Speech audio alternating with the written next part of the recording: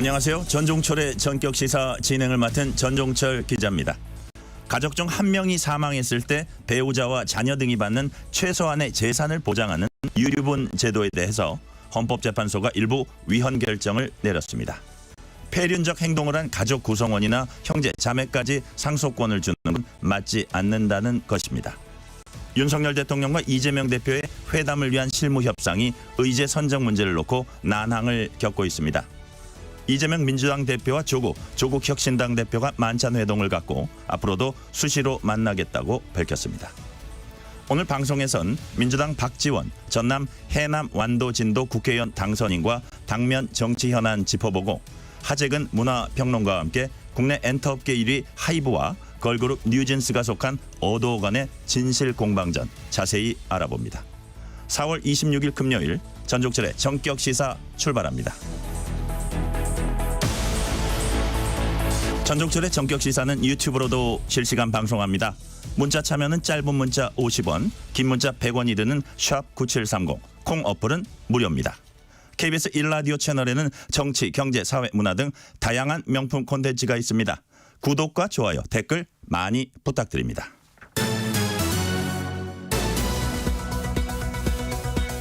뉴스브리핑 KBS 보도본부 우정아 기자 나와 있습니다. 어서 오세요. 안녕하세요. 오늘 첫 소식은 안타까운 축구 소식입니다. 파리올림픽 최종 예선에서 황선홍 감독이 이끄는 우리 대표팀이 신태용 감독의 인도네시아와 8강전에서 승부차기 끝에 결국 졌다고요. 네, 이 축구 팬인 저도 지금 이게 실화인가 싶은데요. 네. 뭐 말씀하신 대로 이 파리올림픽 최종 예선에서 이 황선홍 감독이 이끄는 우리 대표팀이 이 신태용 감독의 인도네시아와의 8강전에서 졌습니다. 무려 이 승부차기를 12번이나 했습니다. 이 승부가 안 나서 골키퍼까지 이 공을 찼는데요. 결국에는 11대 10으로 우리 대표팀이 말 그대로 좀 충격패를 했습니다. 4강 진출에 실패를 하면서 당연히 파리올림픽 본선 진출도 좌절이 됐습니다. 이 올림픽은 지난 1988년에 이 서울 올림픽 이후에 9회 연속 이 본선 진출을 했었는데 뭐 당연히 9회 연속만 하고 이번에 멈추게 됐습니다. 인도네시아 난리 났겠네요. 네. 우린 좀 안 풀리는 부분이 좀 많았죠. 네, 말씀하신 대로 좀 있었습니다. 일단은 이영준 선수가 경기 중간에 퇴장을 했고요. 나중에는 이 황선홍 감독마저 항의를 하다가 퇴장을 또 역시 당했습니다. 경기 내용도 좀 아쉬웠습니다. 초반에 우리가 이 골을 먼저 넣었는데 이게 오프사이드가 됐고요. 얼마 지나지 않아서 인도네시아가 바로 이 선제골을 넣었습니다. 여기서부터 좀 수비가 급격히 무너지기 시작했습니다. 이 인도네시아의 자책골에 더해서 경기를 겨우 2대2 동점으로 경기를 끝냈고 마지막에는 이 승부차기 끝에 이런 결과가 나고 말았습니다. 뭐 우리 선수들 당연히 좀 최선을 다했겠지만 인도네시아의 이 신태용 매직 앞에서는 크게 빛을 발하지는 못했습니다. 뭐 아무리 좀 공은 둥글다고 하지만 아쉬움이 좀 많이 남는 경기였습니다. 네. 가족 중 한 명이 사망했을 때 최소한의 상속 재산을 보장하는 유류분 제도, 여기에 대해서 헌법재판소가 일부 위헌 결정 내렸죠? 네, 어제 이 판결을 좀 쉽게 먼저 말씀을 드리면 앞으로는 이 폐륜 자식, 이 불효자에게 상속은 안 된다. 또 역으로 이 자식 버린 부모도 상속을 좀 못 받게 됩니다. 헌법재판소가 어제 이 고인을 생전에 돌보지 않거나 또 학대를 하는 등의 폐륜을 저지른 가족 구성원이 이 상속을 받지 않도록 규정하지 않은 조항이 국민 상식에 반한다면서 헌법 불합치 결정을 먼저 내렸습니다. 이 유류분 제도가 도입된 지 47년 만의 결정이었는데요. 이 유류분 제도는 고인이 유언으로 이 재산을 남기지 않은 가족에게도 일부 상속분을 보장하는 제도입니다. 헌법재판소는 또 유류분 제도 일부에 대해서 말씀하신 대로 위헌 결정을 내렸습니다. 헌법재판관 9명 전원은 형제 자매까지 유류분 청구권을 갖는 것은 타당한 이유를 찾기가 어렵다면서 위헌으로 결정했습니다. 다만 이 유류분 제도 자체가 균등 상속에 관한 기능을 수행을 하고 있다면서 제도 자체로 놓고 봤을 때는 헌법에는 어긋나지 않는다. 이렇게 판결을 했습니다. 네. 이 유류분 제도가 이 불효자 양성법으로 볼 수 있다면서 이 헌법 소원을 냈던 청구인 측에서는 선고 직후에 이 즉각 환영의 뜻을 밝히기도 했습니다. 지금 전국의 불효자들이 지금 떨고 있습니다. 그럼 앞으로 고인의 형제나 자매는 상속재산 달라고 할 수 없게 되는 네, 건가요? 맞습니다. 이 사실 그동안 이 유류분 제도를 반대를 해왔던 이 핵심 논리가 뭐 한마디로 내 재산인데 왜 내 마음대로 못하나 이런 거였습니다. 이번에 헌재는 유류분 제도 자체에 대해서는 이 합헌이라고 결정을 했습니다. 다만 고인의 형제와 자매를 포함할 수는 없다 이렇게 좀 판단을 한 건데요. 그러면서 유류분을 받을 수 없는 경우를 별도로 이 규정을 하지 않아 놓은 거는 불합리하다 이런 결론을 내린 겁니다. 부모나 자식일지라도 폐륜 행위했다면 상속에서 제외한다 뭐 이런 네. 내용인데 그럼 폐륜의 기준은 뭡니까? 사실 이 문제가 좀 복잡하고 제일 핵심이라고 할 수 있습니다. 이 헌재는 내년 말까지 법을 개정을 해서 이 유류분 상실 사유를 별도로 이 규정을 하라라고 주문을 했습니다. 이 폐륜의 범위에 대해서 좀 결정을 하라는 건데요. 사실 뭐 이런 유류분 분쟁을 보면 너무 복잡한데 이게 좀 명확히 해야 하는 게 이 핵심 작업입니다. 어떤 경우에 유류분을 인정을 하지를 않을지, 구체적인 요건을 어떻게 정할지, 또 누가 이런 결정을 할지 등등 이번에 이 핵심 쟁점들을 이 국회 입법 과정에서 좀 정교하게 다듬어져야 할 것 같습니다. 윤석열 대통령과 민주당 이재명 대표 회담 앞두고 어제 두 번째 실무 협의가 있었습니다. 좀 진전된 내용 있었습니까? 네, 뭐 좀 한마디로 말씀드리면 논의는 됐는데 아직도 좀 뚜렷하게 의제나 일정 같은 게 나오질 않았습니다. 뭐 아무래도 이 의제가 좀 평행선을 달리다 보니까 이 대통령실에서는 사전 조율 없이 자유롭게 좀 회담을 해보자, 좀 자유롭게 논의를 해보자 이런 입장입니다. 민주당은 지금은 이렇게 할 게 아니고 쟁점 의제에 대해서는 미리 사전에 좀 입장 정리가 필요하다. 이런 방침입니다. 그래서 지금 의제를 어떻게 할 건가 의제가 좀 좁혀지지 않는데요. 뭐 이 시간에도 좀 계속 전해드리고 있는데 이 민주당은 계속해서 전 국민에게 25만 원을 지급하는 민생회복 지원금 안건 또 이 최상병 특검법 등을 의제로 하고 계속 제안을 하고 있죠. 지금 좀 진전이 없으니까 의제 조율 면에서 좀 아쉽다 이런 민주당 측이 좀 아쉽다는 입장을 공개적으로 밝히고 있는 상황입니다. 네.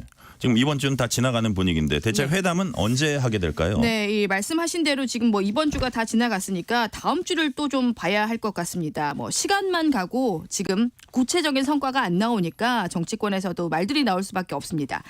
국민의힘은 민주당이 회담을 정쟁에 활용하려 한다고 비판을 하고 있습니다.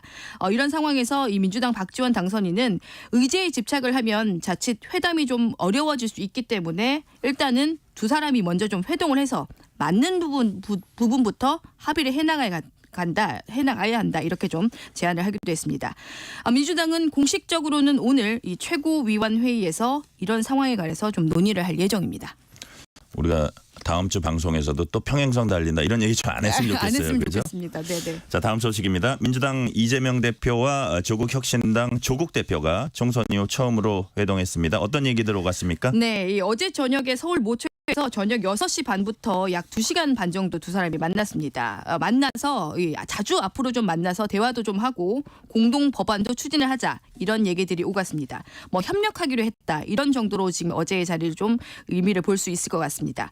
특히나 특정한 의제가 없더라도 수시로 두 사람이 회동을 하기로 했다고도 전하기도 했습니다. 이 자리에서 나온 발언들을 좀 보면요. 이재명 대표는 이 조국혁신당에 우리 사회 개혁에 조국혁신당의 선도적인 좀 역할을 당부한다 이렇게 말을 했다고 합니다. 조국 대표는 민주당이 이 수권 정당으로서 무거운 책임과 역할을 다해주길 바란다 이렇게 말을 한 것으로 전해집니다. 이번 회동은 이재명 대표가 먼저 좀 연락을 해서 이 성사가 됐다고 합니다. 네, 고량주 한 병씩 마셨다는 얘기도 있고요. 네. 상당히 좀 화기애애한 분위기였다는 것으로 이제 전해지고 네. 있고요.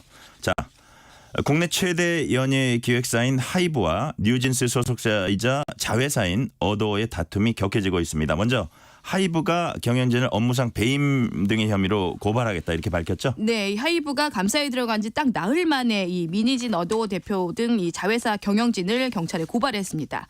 혐의는 업무상 배임입니다. 하이브는 그러면서 구체적인 진술 또 증거를 함께 공개를 했습니다. 노트북을 보니까 계속 지금 하이브에서 주장을 해왔던 뭐 경영권 탈취 계획과 그래서 이 하이브에서 이 독립을 해서 나가는 방법이 좀 구체적으로 모의가 됐다. 이게 좀 확인이 됐다는 겁니다.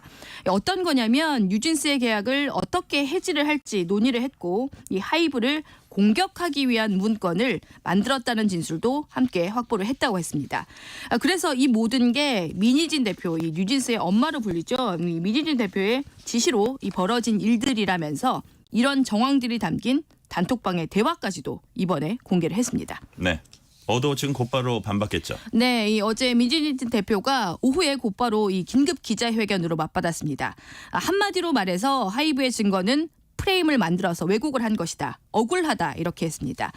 경영권 탈취를 위한 계획도 또 실행도 없었다 이렇게 강조를 했는데요. 민희진 대표가 봤을 때 이번 갈등은 주주 간에 재협상을 하는 과정에서 이 나오게 됐던 내부 고발 문제 때문이라면서 방시혁 의장 또 박지원 이 하이브 대표와 나눈 메신저 대화까지도 차례로 공개를 하기도 했습니다.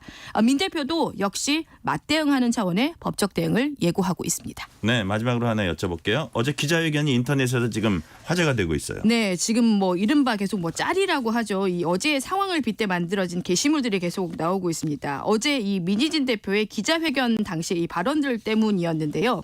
뭐 정말 좀 과감하게 좀 표현하면 좀 대차게 이 본인의 억울한 걸 얘기하면서 뭐 가끔은 이 욕설, 뭐 비속어까지 섞어가면서 이 제 개인적으로는 이 귀를 의심케 하는 정말 과감한 발언들이 좀 나왔습니다. 민희진 대표는 이 그만큼 본인이 좀 억울하다라는 입장인데 뭐 진짜 이제 누구 말이 맞는지 양쪽의 입장이 너무너무 다르다 보니까 이제 양측의 공방은 이제 수사기관으로 가서 결국에는 가려지게 될 것 같습니다. 양측의 진실 공방은 이어지는 코너에서 자세히 알아보고요. 우정아 기자 이번 주도 수고 많았습니다. 감사합니다. 지금 시각 7시 31분입니다. 날씨 정보입니다. 현재 수도권과 충청을 중심으로 짙은 안개 낀 곳이 있습니다. 오늘 전북 지역까지 포함해서 서쪽 지역에 안개가 아침까지 짙겠고요. 그 밖의 지방에도 곳곳에 안개 끼는 곳이 많겠습니다. 교통안전에 유의하셔야겠습니다. 현재 이천의 가시거리가 90m, 파주 음성 120m 등에 불과합니다. 봄과 여름 사이 경계가 허물어진 듯 싶습니다. 이제 점차 더워질 텐데요. 지난 14일 서울의 낮 기온 29.4도였습니다. 역대급 더위였는데 모레도 이 정도의 고온이 예상되겠습니다. 먼저 오늘은 26도까지 오릅니다. 서울, 대전 26, 대구 27도 등으로 예상되고요. 내일은 서울의 낮 기온 27도를 보이겠습니다. 오늘 중부지방 대체로 맑겠습니다. 남부지방 구름 많이 끼겠고요. 제주도는 낮까지 비가 조금 내리겠습니다. 이 황사의 영향으로 동쪽 지역의 대기질이 좋지 않겠습니다. 영동과 경북은 오늘 미세먼지 농도 높겠고요. 서울과 인천, 경기 남부 지역도 오전 한때 대기가 탁할 수 있겠습니다. 지금 서울의 기온은 12.9도입니다. 날씨 정보였고요. 다음은 이 시각 교통 상황 알아보겠습니다. KBS 교통정보센터의 공인혜 씨입니다. 네, 이 시각 교통정보입니다. 아침 안개 속에서 출근길 정체가 빠르게 늘고 있습니다. 전조등 잘 활용하셔서 조심히 이동하셔야겠는데요. 먼저 경부고속도로 서울 방향 수원과 달래내 부근부터 반포 쪽으로 긴 구간 더디고 부산 쪽은 한남에서 서초 사이와 신갈 부근 또 남사 일대로 더딥니다. 영동고속도로 강릉 방향 서창에서 월곶 사이로 정체인데 이후 안산 분기점 2, 3차로엔 낙하물이 떨어져 있고요. 더 가서도 반월터널 부근 과 용인부터 양지 터널 쪽으로도 길게 차가 늘었습니다. 수도권 제일순환선 일산에서 판교 쪽, 계양에서 송내, 청계터널 부근으로 정체인데 이 청계터널을 막 나온 4차로에 떨어진 장애물을 조심하셔야겠고요. 판교에서 일산 쪽도 송내 일대로 정체 시작됐고 구리에서 판교 방향, 남양주에서 상일 사이로도 긴 구간 천천히 갑니다. 한편 서울 양양고속도로 양양 방향 화도 요금소를 나온 진입로 갓길에 화물차가 사고로 서 있고 중앙고속도로 지선 양산 쪽 양산 분기점 일대 큰 정체도 화물차 사고에 영향이 남아섭니다. KBS 교통정보센터였습니다.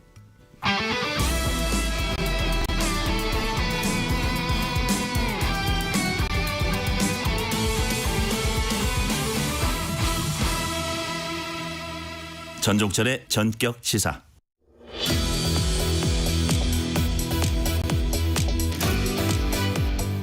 국내 엔터업계 1위인 하이브와 인기 걸그룹 뉴진스가 속한 어도 간의 경영권 탈취 시도다. 뉴진스 카피다. 치열한 진실 공방전이 이어지고 있습니다. 외신들도 큰 관심을 갖고 있습니다. 이번 갈등의 쟁점과 그 파장까지 하재근 문화평론가와 자세히 짚어보겠습니다. 평론가님 지금 그 전화 연결돼 있습니다. 안녕하세요. 예, 안녕하세요. 일단 이번 하이브 내분 사태 언제 어떻게 시작된 겁니까? 네, 이번 주에 알려지게 된 건데요. 이제 하이브가 모회사고 여러 계열사들을 거느린 일종의 대기업이거든요. 네네. 그 이제 하이브 밑에 자회사들이 쭉 있는 건데 그 계열사 자회사 중에 그 어도라는 회사가 있습니다. 네네. 어도의 대표가 민희진 대표라는 분인 거고, 네. 근데 이 어도에서 뉴진스라는 엄청난 걸그룹을 데뷔를 시켰거든요. 네. 그래서 이 뉴진스가 앞으로 뭐 한국 K-팝 걸그룹을 대표하는 원톱으로 성장하는 거 아니냐, 그런 얘기까지 나오고, 뭐 내년에 가면은 연 매출 몇천억까지도 가능한 거 아니냐, 그런 얘기도 그 얘기까지 나오는 상황이었었는데, 갑자기 이제 하이브 측에서 어도의 민진 대표가 이 어도의 경영권을 탈취하려는 계획을 세웠다, 그런 의혹이 있다라고 얘기를 한 거예요. 네. 그래서 좀 크게 막 논란이 됐고, 그 다음에 어도의 민진 대표 측에서 거기에 대해서 이제 반박하는 입장을 냈거든요. 네네. 근데 입장을 냈는데 하이브에서 처음에 여러 가지 의혹을 제기할 때는 아주 구체적으로 의혹을 제기했는데, 민진 대표 측에서 낸 입장을 보면 별로 이렇게 막 조목조목 반박하거나 자세히 설명하는 부분이 없고, 그냥 그 하이브에서 새로운 아일리시라는 걸그룹이 얼마 전에 데뷔했거든요. 네네. 새롭게 데뷔한 걸그룹이 뉴진스를 베꼈다, 카피. 그게 문제다라는 식으로 얘기를 해서 네.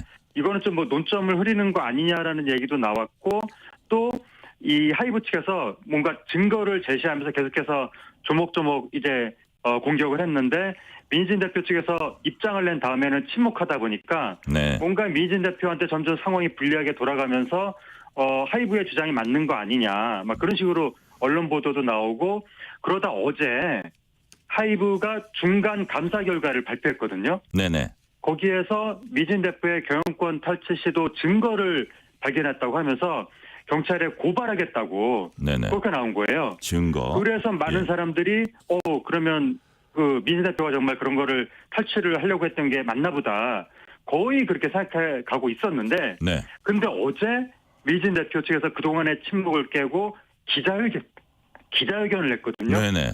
그 기자회견 이후에 다시 또 막 국면이 바뀌고 여론이 전환되는 그러한 막 복잡한 과정을 지금 거치고 있습니다. 이게 무슨 서스펜스 영화 보는 것 같아요. 자, 네, 이 아까 네, 계열사라는 그렇습니다. 말씀도 하셨는데 이 사태 잘 이해하려면 이게 무슨 멀티 레이블 체제 뭐 이런 얘기도 나오던데 하이브와 어도 관계부터 좀 알아야 될 것 같아요. 그래서 사람들은 뉴진스 하이브 소속 아니었나 이렇게 했던 분들도 많을 것 같은데 여튼 정확히는 어도 소속이었던 거네요. 그래서 그 관계 한번 다시 좀 사람들이 멀티 레이블 체제라는 게 뭔지 좀 어떻게 그냥 일반 계열사하고 좀 다른 점도 있습니까? 그냥 모회사, 자회사, 계열사 그럽니까? 그겁니다. 그냥 그 하이브라는 곳이 예예. 기존의 우리나라 엔터테인먼트 회사는 그냥 회사 하나가 있고 그 안에서 뭐 가수 한 팀, 두 팀, 많아야 뭐 세 팀, 네 팀 이 정도 이제 뭐 활용을 했다면 네. 이 하이브라는 곳은 그게 아니라 완전히 기존의 우리나라 대기업 재벌처럼 자회사에다 이렇게 나눠놨군요 스타들을. 계열사들을 쫙 거느리고 각각의 계열사들이 자율적으로 운영을 하면서 저마다 가수들을 출시하는 거죠. 그럼 이런 하이브 산하에 있는 스타들이 굉장히 많고, 그러니까요. 그래서 하이브 산하에 빅히트 엔터테인먼트라는 계열사가 있는데 거기가 BTS인가요? 거기가 이제 방탄소년단이 있는 거고요. 그렇군요. 그리고 또 어도에서는 뉴진스가 나오고 이런 식으로 많은 계열사들이 있다 보니까 이러면은 이제 이 재벌 말하자면 재벌 기업이라고 치면 네. 계열사들이 쫙 있으면 그 계열사들 사이에 뭔가 조율이 있고 뭔가 서로 이제 뭐 협조할 땐 협조하고 뭐 양보할 땐 양보하고 뭐 그런 게 있지 않겠습니까? 네네.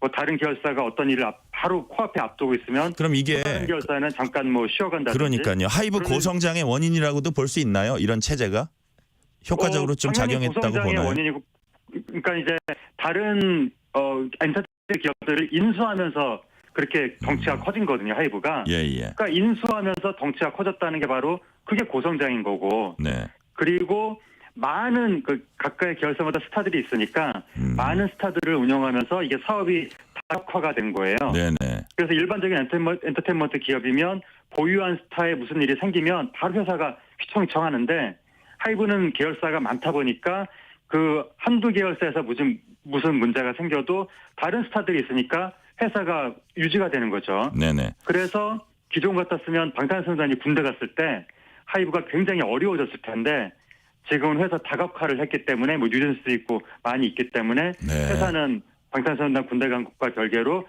유지가 되고 이런 시스템을 만들어 놓은 거죠. 그렇군요. 아까 이제 경영권 탈취 시도 증거가 있다고 하고 이제 수사기관에 민진 대표 등도 이제 고발할 거다 하이브가 그렇게 이제 얘기를 하셨는데 그 평론가님 보시기에 그 증거가 됩니까 어떻습니까? 그 좀 얘기가 되는 증거예요? 이게 상당히 애매하고 하이브 입장에서는 어떻게 보면 좀 답답할 수도 있고 그런 상황이 됐는데 민진 대표는 억울하다고 하고 있고요. 네네. 왜 애매하고 답답하고 억울하고 그러냐면 지금 어떠한 메모 같은 게 발견이 됐다고 하거든요. 네. 거기에서 마치 어떠한 그 뭐 외부 자금 끌어들이고 무슨 뭐 풋옵션을 행사하고 뭐 소송 걸고 여론전하고 이러면서 궁극적으로 하이브에서 빠져나간다 뭐 이런 식의 내용이 거기 담겨 있다고 하는데 네네. 그런 메모가 발견이 됐고 그러니까 이제 메모라는 게 메시지 상에서 그런 뭐 문서를 누가 작성을 했다는 겁니다. 그러면 그리고 또 뭐 진술도 확보했다고 감사 과정에서 그렇게 이야기를 하는데 문제는 이게 글자 그대로 계획이라는 거예요. 네네. 실행이 된 게 아닌 거예요. 뭐 이제 실행이 됐는지 안 됐는지 모르겠습니다만 지금 나온 거로는 계획만 일단은 외부에 알려졌는데 이게 만약에 계획만 있는 거라면 지금 하이브가 배임으로 고발했거든요. 고발했다고 네네. 나왔거든요. 근데 배임이란 거는 실행을 해야 이게 법적으로 걸린다고 하거든요. 아, 네. 계획만 있으면 이게 정말 그 배임이라는 걸 하이브가 과연 이제 증명할 수 있을까? 이런 점에서 좀 곤혹스러울 것 같고, 근데 민진 대표는 이게 그냥 회사 임원들하고 함께 나눈 사담이었다. 뭐 하이브에 대해서 여러 가지 뭐 불만이 많고 좀 이 억압을 많이 받고 그러다 보니까 좀 푸념을 한 거다. 뭐 실행할 생각 없었다. 네. 이런 차원으로 얘기하면서 이 민진 대표는 또 엄청나게 억울해하는 것처럼 이제 기자회견을 했거든요. 민 대표가 뭐라 그랬냐면 그 하이브 갑작스러운 감사 질의 통보 등 일련의 행보가 자신이 이제 회사를 위해서 내부 고발하고 좀 제언을 했는데 그거 이후에 이뤄졌다 이렇게 주장하고 있거든요. 내부 고발 내용은 아직은 그렇게 알려지진 않았죠. 예, 그러니까 이제 말이 갑자기 복잡해졌는데 어쨌든 그래서 이게 상황이 상당히 이 모호하고 하여튼 뭐 그런 상황인데 지금 말씀하신 내부 고발 그 건은 네. 그 민희진 대표가 기존의 이제 입장에서 아까 제가 왜 하이브의 새로운 걸그룹이 뉴진스를 베꼈다 그게 문제다라고 얘기했다고 말씀드렸잖아요. 네네. 그런 얘기를 주로 했었거든요. 기존에는. 그래서 이게 그 정도 사유로, 그러니까 민지 대표는 그렇게 얘기하면서 이제 하이브가 나를 그에 대한 보복으로 뭐 찍어내려고 하고 있다라고 이제 민지 대표가 주장을 했었는데. 예. 그 정도의 사유로 하이브가 지금 엄청난 출혈을 감수하면 결국은 다 하이브 손해거든요. 이런 논란 자체가. 아, 그러니까요. 주가도 많이 떨어졌어요.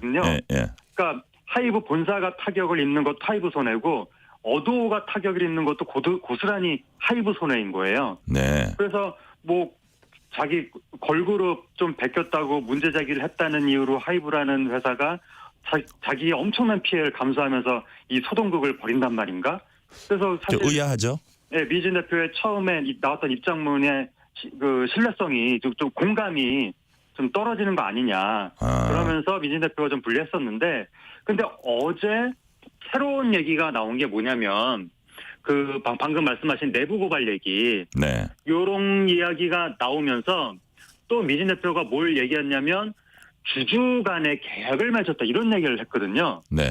그 하이브하고 주중한 계약을 맺었는데 그게 자신한테 올무가 됐고 노예 계약처럼 걸려 있다 이렇게 얘기했거든요. 네네. 그래서 그 주주간 계약을 재협상하는 와중에 하이브 측하고 사이가 틀어졌다. 네. 그래서 그것 때문에 민희진 대표가 압박을 받고 있는 상황에서 새로운 걸그룹이 뉴진스랑 비슷하게 나오니까 이거는 나를 말려 죽이겠다는 얘기다라고 그렇게 느꼈다고 얘기했거든요. 네네. 그러니까 민희진 대표가 기존에 다른 걸그룹이 뭐 베꼈다 이걸 중요하게 문제 제기했는데 그 자체가 그 독립적인 변수가 아니라 바로 그 민진 대표가 주장하는 이상한 주주 간의 계약 그게 핵심적인 문제였고 그걸로 신경이 예민해져서 그 다른 그룹에 비슷한 베꼈다는 뭐 그런 문제도 민진 대표가 거기에 대해서 민감하게 반응하게 된 거였다. 네. 그러니까 이게 요번 사태의 근본적인 원인 중에 하나로 민진 대표가 이러한 새로운 포인트를 주장을 한 겁니다. 네네. 그러면서 아까 제가 어떤 메시지의 증거를 하이브 측에서 제시했다고 말씀드렸잖아요. 네네. 근데 그 메시지 증거에 대해서도 바로 그 주주 간의 계약 때문에 민진 대표가 너무 답답해하니까 그에 대한 뭐 그 답답한 마음의 해소 차원에서 그냥 사담으로 그렇게 그 푸념을 한 거다. 네. 그 진지한 메시지 그 논의가 아니었다. 그렇게 얘기한 거고 그다음에 민진 대표가 외부 업체하고 경영권 찬탈에 대해서 논의했다고 지금 또 얘기가 나왔었는데 그 논의에 대해서도 바로 그 주주 간 계약 때문에 민진 대표가 그걸 알아보기 위해서 조금 업계에 알아봤는데 그게 무슨 경영권 찬탈 논의를 한 것처럼 잘못 알려지게 된 것이다. 이렇게 얘기했거든요, 어제. 네네. 그러니까 민진 대표 주장에 따르면 결국 그 이 하이브와 민진 대표 사이에 엄청난 대립의 핵심에 주주 간 계약에 어떤 문제가 있는 거 아니냐.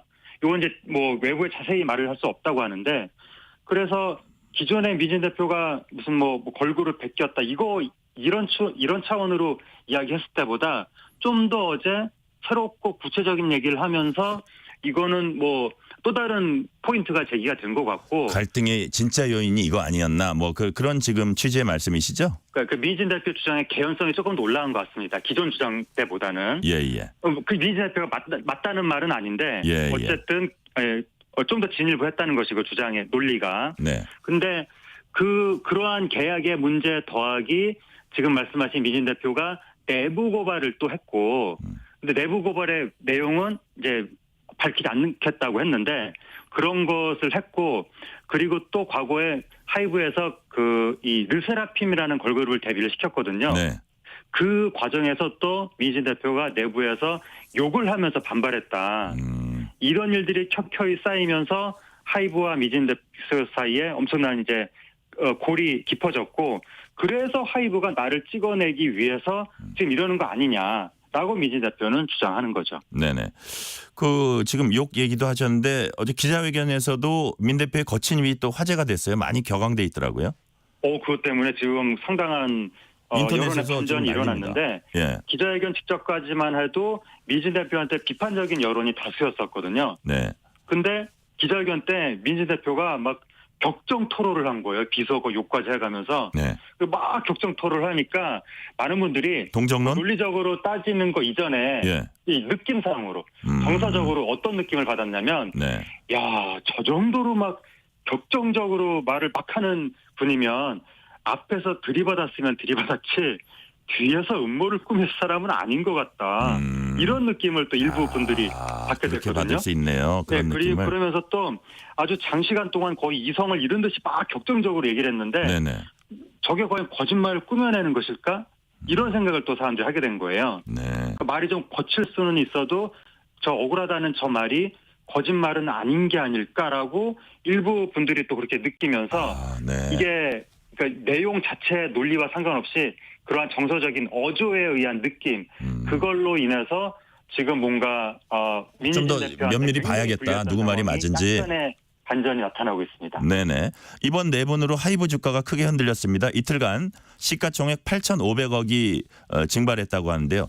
뉴진스 가치가 그만큼 크다는 얘기인가요? 그러니까 뉴진스가 아까 말씀드렸다시피 내년에 네. 이대로 가다가는 연 매출 몇 천억까지도 가능한 거 아니냐라는 네. 기대가 나온다고 그렇게 말씀드렸잖아요. 네네. 그러니까 이게 물론 실현된 건 아닌데 희망인데 뭐 어떤 그런 희망이 나올 정도로 기대가 크다 보니까 근데 주가라는 게 이게 이미 형성된 실적보다 미래 기대를 반영하는 측면이 상당히 크거든요.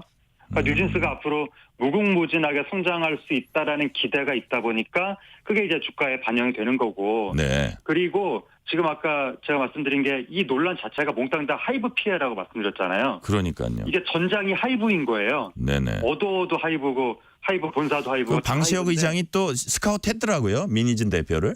네, 지금 아마 땅을 치고 후회하고 있을 것 같은데. 네. 근데 제가 어쨌든 아까 뭐 몇몇 걸그룹 이름도 제가 언급했잖아요. 아일리, 르세라핌 이런 이름도 나왔잖아요. 네네. 이런 논란에 이름이 언급되는 것 자체가 다 안 좋은 거거든요. 그러니까 몽땅 다 하이브 손해인 거예요. 아, 그렇다 보니까 어도가 지금 제대로 활동을 못하게 돼서 생긴 문제하고 그 또 다른 하이브 팀들의 여러 가지 이미지 훼손의 문제하고 등등등 모든 걸 다 포괄적으로 해서 하이브의 손해가 매우 크다라고 사람들이 생각을 하고 또 앞으로 불확실성이 커졌다라고 생각을 하니까 이제 시가총액이 무슨 뭐 8천억이 뭐 증발했네 이런 말이 나올 정도로 주가가 하락하게 된 거죠. 네. 이런 가운데 뉴진스 멤버 1인당 정산 금액이 공개되기도 했습니다. 얼마나 됩니까?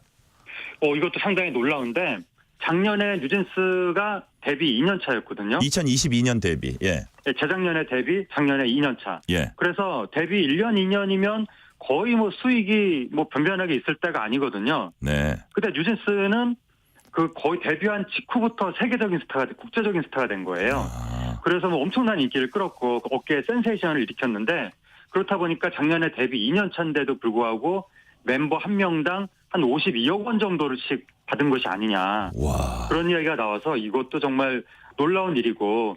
근데 이제 그 민희진 대표는 이게 다 내공이다. 회사에선 도와준 거 없고 오히려 방해했다. 내가 다 뉴진스를 이렇게 키워낸 것이다. 라고 그러한 뉘앙스로 이제 주장을 어제 했고. 미니진이 뉴진스다. 실제로 그런- 사실상 혼자서 키워내다시피 했습니까? 그거는 회사의 내부 사정을 모르기 때문에 예. 뭐라고 이제 단정 외부에서 짓기는? 뭐라고 단정적으로 말을 할 수가 없는데 네네. 근데 이제 상식적으로 생각을 했을 때는 그 뉴진스가 아까 제가 데뷔하자마자 국제적인 스타가 됐다고 말씀드렸잖아요. 네, 이게 하이브라는 대기업의 후광 효과 없이 가능했을까? 뭐 민진 대표는 도와준 게 없다고 하지만 그냥 하이브 소속이라는 것만으로 이미 그 자체가 도와준 거 아니냐. 그리고 또 하이브 소속의 방탄소년단이 있으니까 네. 그 방탄소년단의 후광 효과가 상당히 컸거든요. 네네. 그래서 아무리 뭐 어느 그룹이 매력적이고 노래가 좋고 해도 그러한 방탄소년단 정도의 후광 효과가 없었으면 이렇게 짧은 시간 안에 과연 국제적으로 쫙 인지도가 퍼져나갈 수 있었을까? 네네. 거기에 대한 부분도 있어서 미진 대표가 너무 막 그 회사의 이 영향력보다는 본인의 영향력만 너무 집중적으로 생각하고 있는 거 아닌가 그런 느낌도 좀 들고 네. 이 부분은 하이브하고 민지 대표 측에서 좀 허심탄회하게 좀 대화를 나눠보면 좋을 것 같습니다. 마지막 질문 하나 드릴게요. 이번 사태가 자칫 뉴진스에게 타격 주면 어떨까 이렇게 팬들이 많이 우려할 것 같아요. 그 진짜 급성장 중인데 이미지 타격은 없을지 활동에 영향은 없을지 어떻게 보세요? 지금 이 피프티처럼 될까봐 많은 사람들이 걱정하는 건데 네. 피프티 때는 프로듀서하고 회사가 분쟁을 했죠. 분쟁을 했는데 멤버들이 거기에 직접 개입해서 나서다 보니까 멤버들한테 하나하나 타격이 갔고 그 멤버들이 지금 거의 활동도 못하고 있는 그런 상황이 됐거든요. 그래서 지금 이 상황에서도 만약에 민진 대표하고 하이브가 분쟁을 하고 있는데 뉴진스 멤버들이 여기에 막 개입해서 입장 발표하고 이러면 뭐 일이 굉장히 막 복잡해질 수가 네네. 있어서 뭐 이 경영자들 사이에서 어떻게 이전 투구를 벌이든지 그거와 상관없이 뉴진스는 좀 보호된 상태에서 뉴진스는 그냥 뭐 스케줄 소화하고 뭐 싸움은 경영자들이 알아서 했으면 좋겠다. 네네. 그런 이야기들이 나오고 있는 거죠. 네. 지금까지 하재근 문화평론가와 말씀 나눴습니다. 감사합니다. 예, 감사합니다. 뉴진스의 슈퍼샤이 들으시면서 2부로 넘어갑니다.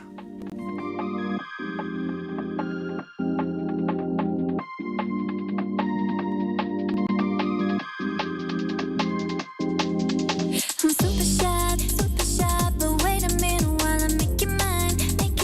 떨리는 지금도 you're on my mind. All the time I wanna tell you, but I'm super shy. I'm super shy, but wait a minute while I make you mine. 떨리는 지금도 you're on my mind. All the time I wanna tell you, but I'm super shy. And I wanna go out with you. Where you wanna go? Find a little spot, just sit and talk, looking pretty. Follow me. 우리 둘이 나란히 보이지? 내 눈이 갑자기 빛나지? When you say I'm a dream. You don't even know my name, dear. You don't even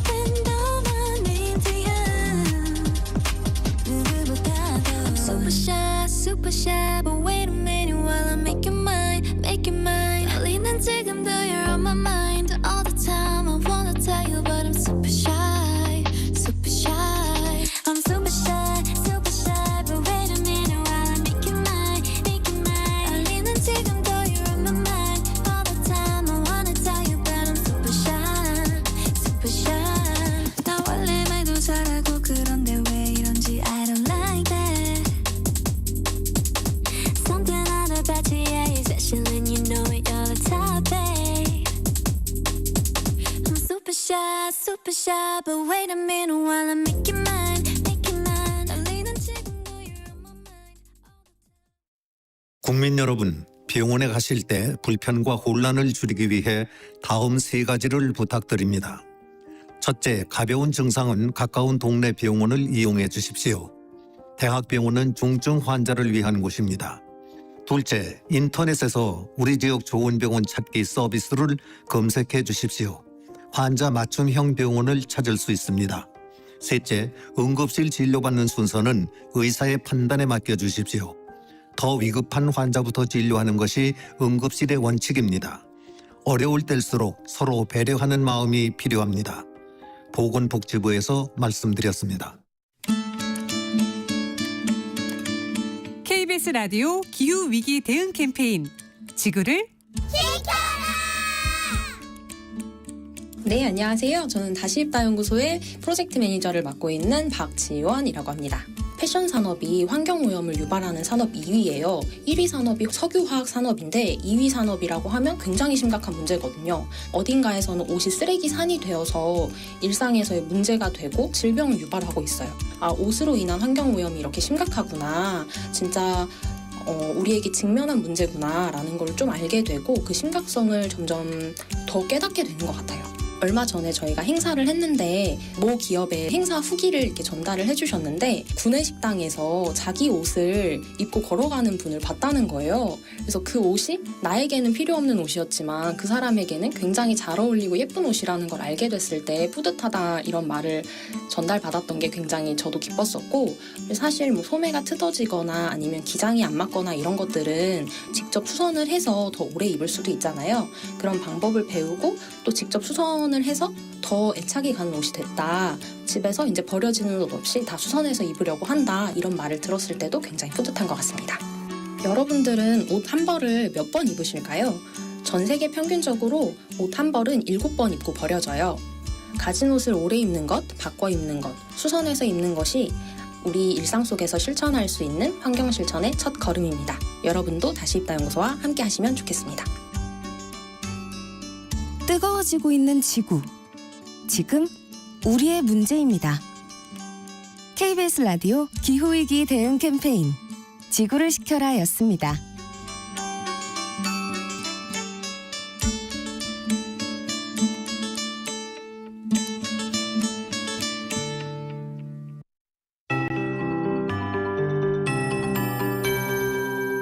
KBS 58분 날씨. 현재 수도권과 충청권을 중심으로 매우 짙은 안개에 껴있는 곳이 있습니다. 가시거리가 200m 미만으로 좁혀져서 이천이 현재 90m, 예산 70m, 파주와 음성 120m 등으로 좁혀져 있습니다. 교통안전에 유의하셔야겠습니다. 아침까지 수도권, 충청, 전북 등 서쪽 지역으로 안개가 짙겠고 그 밖의 지방 곳곳에도 안개가 껴있는 곳이 많겠습니다. 오늘 중부지방은 대체로 맑겠고 남부지방은 높은 구름이 지나겠습니다. 제주도에는 낮까지 비가 조금 내리겠습니다. 일교차가 매우 크겠습니다. 오늘 아침 기온을 보면 서울 기준 11도대로 출발하고 있는데요. 낮 기온은 26도로 오르겠습니다. 오늘 전국이 25도 이상으로 예상됩니다.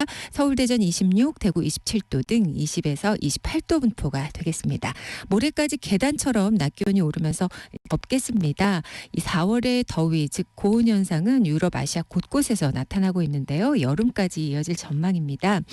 내일은 서울이 27도, 모레 같은 경우는 29도로 올라서 지난 14일과 비슷한 정도의 역대급 더위가 되겠습니다. 최근 발현한 황사로 인해서 이 동쪽 지역 오늘 대기의 질이 좋지 않겠습니다. 또 서울과 인천, 경기 남부 지역도 오전 한때 대기가 탁하겠습니다. 지금 서울의 기온은 13.7도입니다. 강혜종입니다.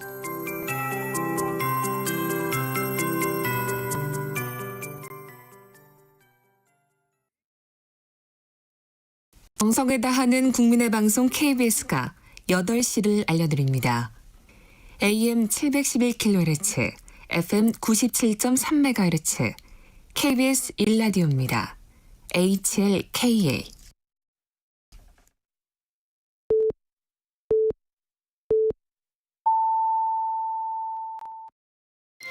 KBS 1라디오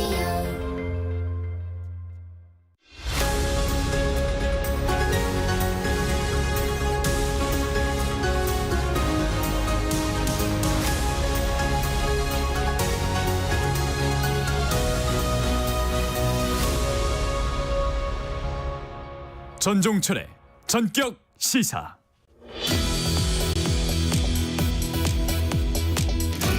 대통령실과 민주당이 영수회담 의제를 놓고 줄다리기 하고 있습니다.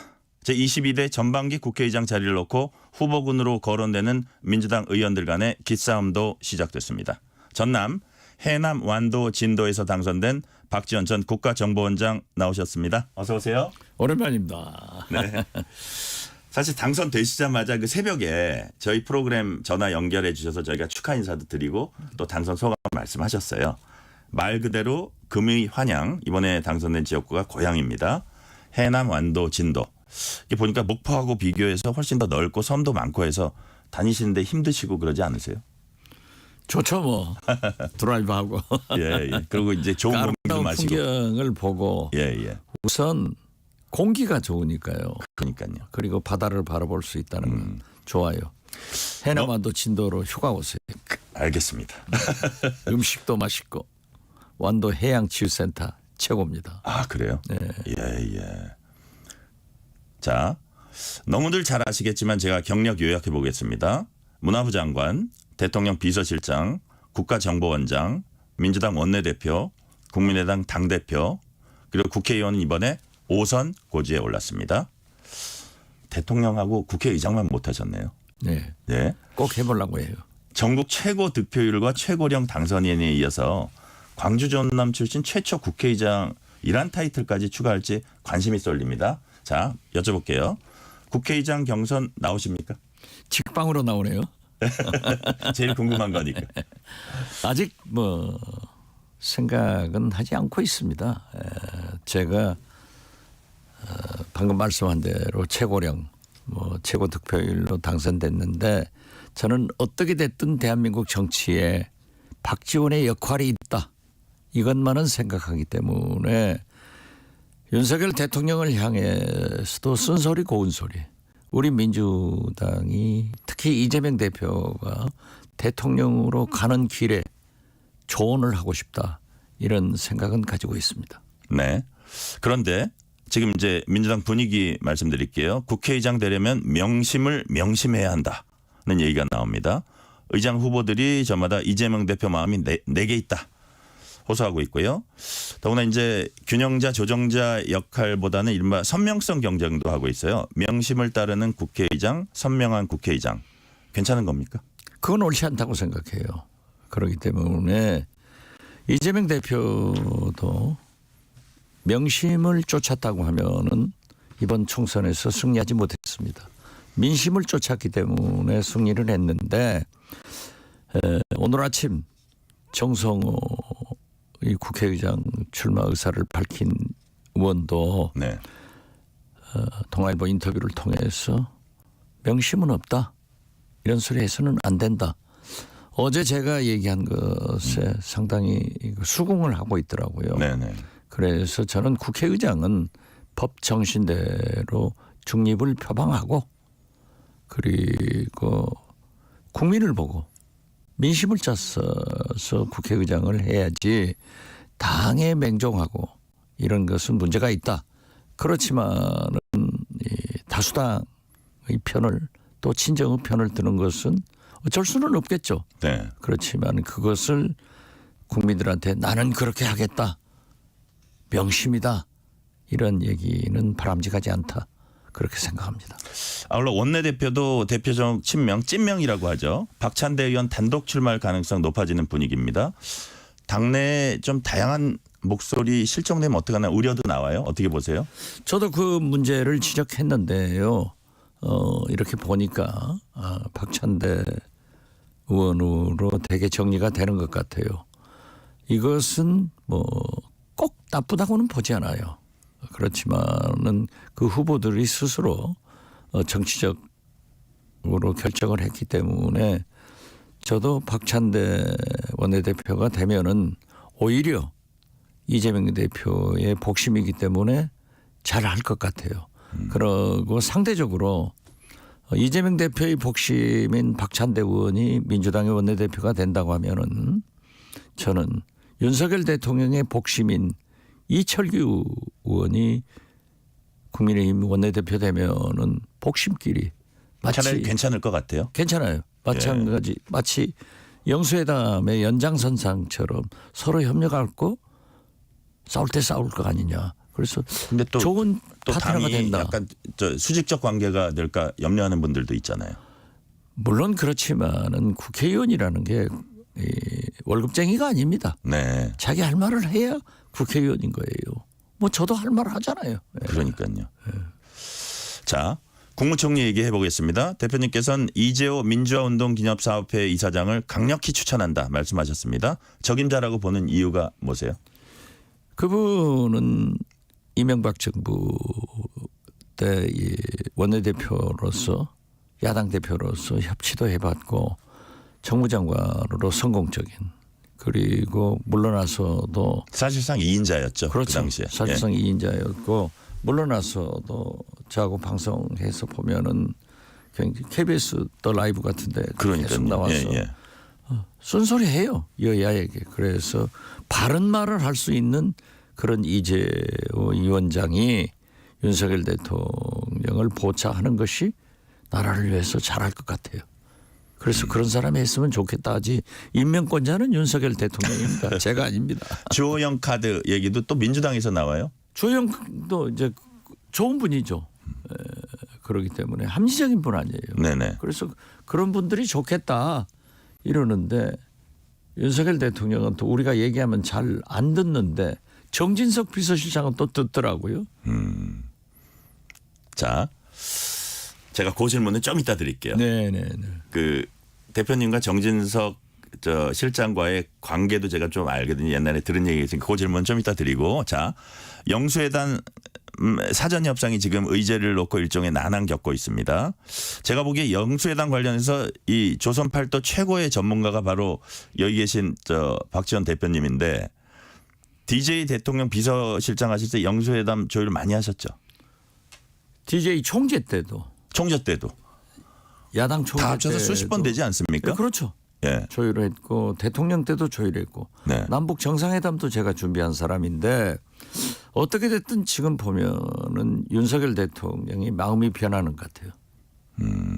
정무수석이 나와서 얘기하는 것은 영수회담을 하려고 하는 게 아니라 구실을 잡아서 안 하려고 하는, 역시 윤석열 대통령의 속셈이 드러나고 있다. 안 하려고 한다? 안 하려고 하는 것 같아요. 아, 그래요? 예. 그 의제나 이런 문제에 대해서 그렇게 강할 필요가 없거든요. 자, 보십시오. 총선 패배하고 민심이 등을 돌렸는데도 윤석열 대통령께서 지금까지 국민에게 대국민 사과를 했습니까? 설명을 했습니까? 딱 얘기한 것은 회초리 맞고 국민들로부터 당신이 회초리 맞고 국무위원들 장관들한테 몽둥이 때린 것밖에 더 있어요? 그렇기 때문에 저는 윤석열 대통령이 급해 맞아가지고 이준석 개혁신당 대표 말대로 윤석열 대통령은 급해지면은 홀다 90도 인사하고 무슨 얘기했다가 돌아서 버린다. 이런 것으로 보이는 것 같다. 저는 그렇게 봐요. 이렇게 여러 차례 영수회담 조율하시던 이제 경험도 좀 섞어서 지금 영수회담 준비하는 그 실무진이나 아니면 뭐 윤석열, 이재명 이런 분들한테 만약에 조언을 해 주신다면 영수회담 관련해서 어떻게 해서 성사시켜서 이렇게 해라. 어떤 게 저는 있습니까? 예. 정상회담은 양 정상들이 의제를 조율하고 합의를 해가지고 마지막 사진만 찍어요. 그렇기 때문에 대통령들이 외국 자꾸 나가려고 하는 것은 성공하니까 나가려고 하는 거예요. 그러나 여야 영수회담은 실타래 같이 얽힌 이런 전국 경제 모든 문제를 풀어야 되기 때문에 예. 딱 구체적인 의제보다는 2년 만에 처음 만나는 거니까. 만나는 자체가 제일 중요한가요? 그렇죠. 중요하기도 하지만 네. 국민들이 엄청나게 기대를 하고 있어요. 2년간 대화가 없었으니까. 그러니까 이번 총선 민의를 보면은 제가 볼 때 윤석열 이재명 공동 정권이다. 그렇기 때문에 윤석열 대통령도 잘해야 되지만은 이재명 대표는 더 잘해야 돼요. 윤석열 대통령은 잘 못해도 국민적 힐난을 받겠지만은 선거에 출마하지 않아요. 이재명 대표는 잘 못하면은 대통령 정권 교체가 안 되는 거예요. 그래서 이맥벽 교수 같은 분은 어제 저하고 점심하면서 이번에는 협치가 아니라 공치를 해야 된다. 공치라는 얘기를 쓰는데 저도 공감을 했어요. 네네. 그렇기 때문에 저는 보따리를 다 풀어라. 두 분이 할 말 다 하고 들을 말 다 듣고 그래서 거기에서 구동존이 선의훈환 쉬운 것부터 합의해서 계속 만나는 그런 정리화하는 그런 모습을 국민한테 보여주는 것이 두 지도자가 성공하는 길이지 그렇게 얽매여 가지고 영수회장마저도 실패하면은 두 분 다 손해다. 네. 그래서 공치의 길을 가는데 얘기 다 해라. 그렇지만은 최소한도 이재명 대표로서는 지금 이 대통령실에서는 그런 얘기 하지 마라. 합의 못 해준다. 합의하자는 게 아니잖아요. 그러면은 김건희, 이태원, 최상병 특검 할 말을 다 하는 거죠. 대통령께서도 들을 말 듣고 그러면 이것은 이렇게 하고 저렇게 하자. 이런 모습을 보여야 되는데 너무 꽉 막히는 것 같아요. 저는 이렇게 되다는 영수회담이 불발된다. 이렇게 예측합니다. 지금 제가 이해하기로는 대표님 말씀을 이해하기로는 뭐 최상병이든 김건희 여사 특검이든 뭐 그 생각을 다 말하되 그렇죠. 그걸 갖고 뭐 이번 회담에서 합의가 나오기는 쉽지는 않을 것 같거든요. 그렇죠. 합의 안 되는 것은 얘기는 다 하되 네. 합의는 쉬운 것부터 하자. 그렇죠. 뒤로 밀려놓으면 되는 거예요. 선의훈환이에요. 네네. 남북 정상회담 할 때도 합의가 다 된 거 아니에요. 쉬운 것은 하고 그래서 계속 만나자. 우리 국민들은 지금 두 정상이 두 영수가 네. 만나는 것에 대해서 굉장한 기대를 가지고 있습니다. 그러니까 해남한도 진도 이런 농어민들도 쌀값 전복값이 어떤다. 이런 얘기를 저한테 요구를 하면서 이재명 대표가 언급해달라.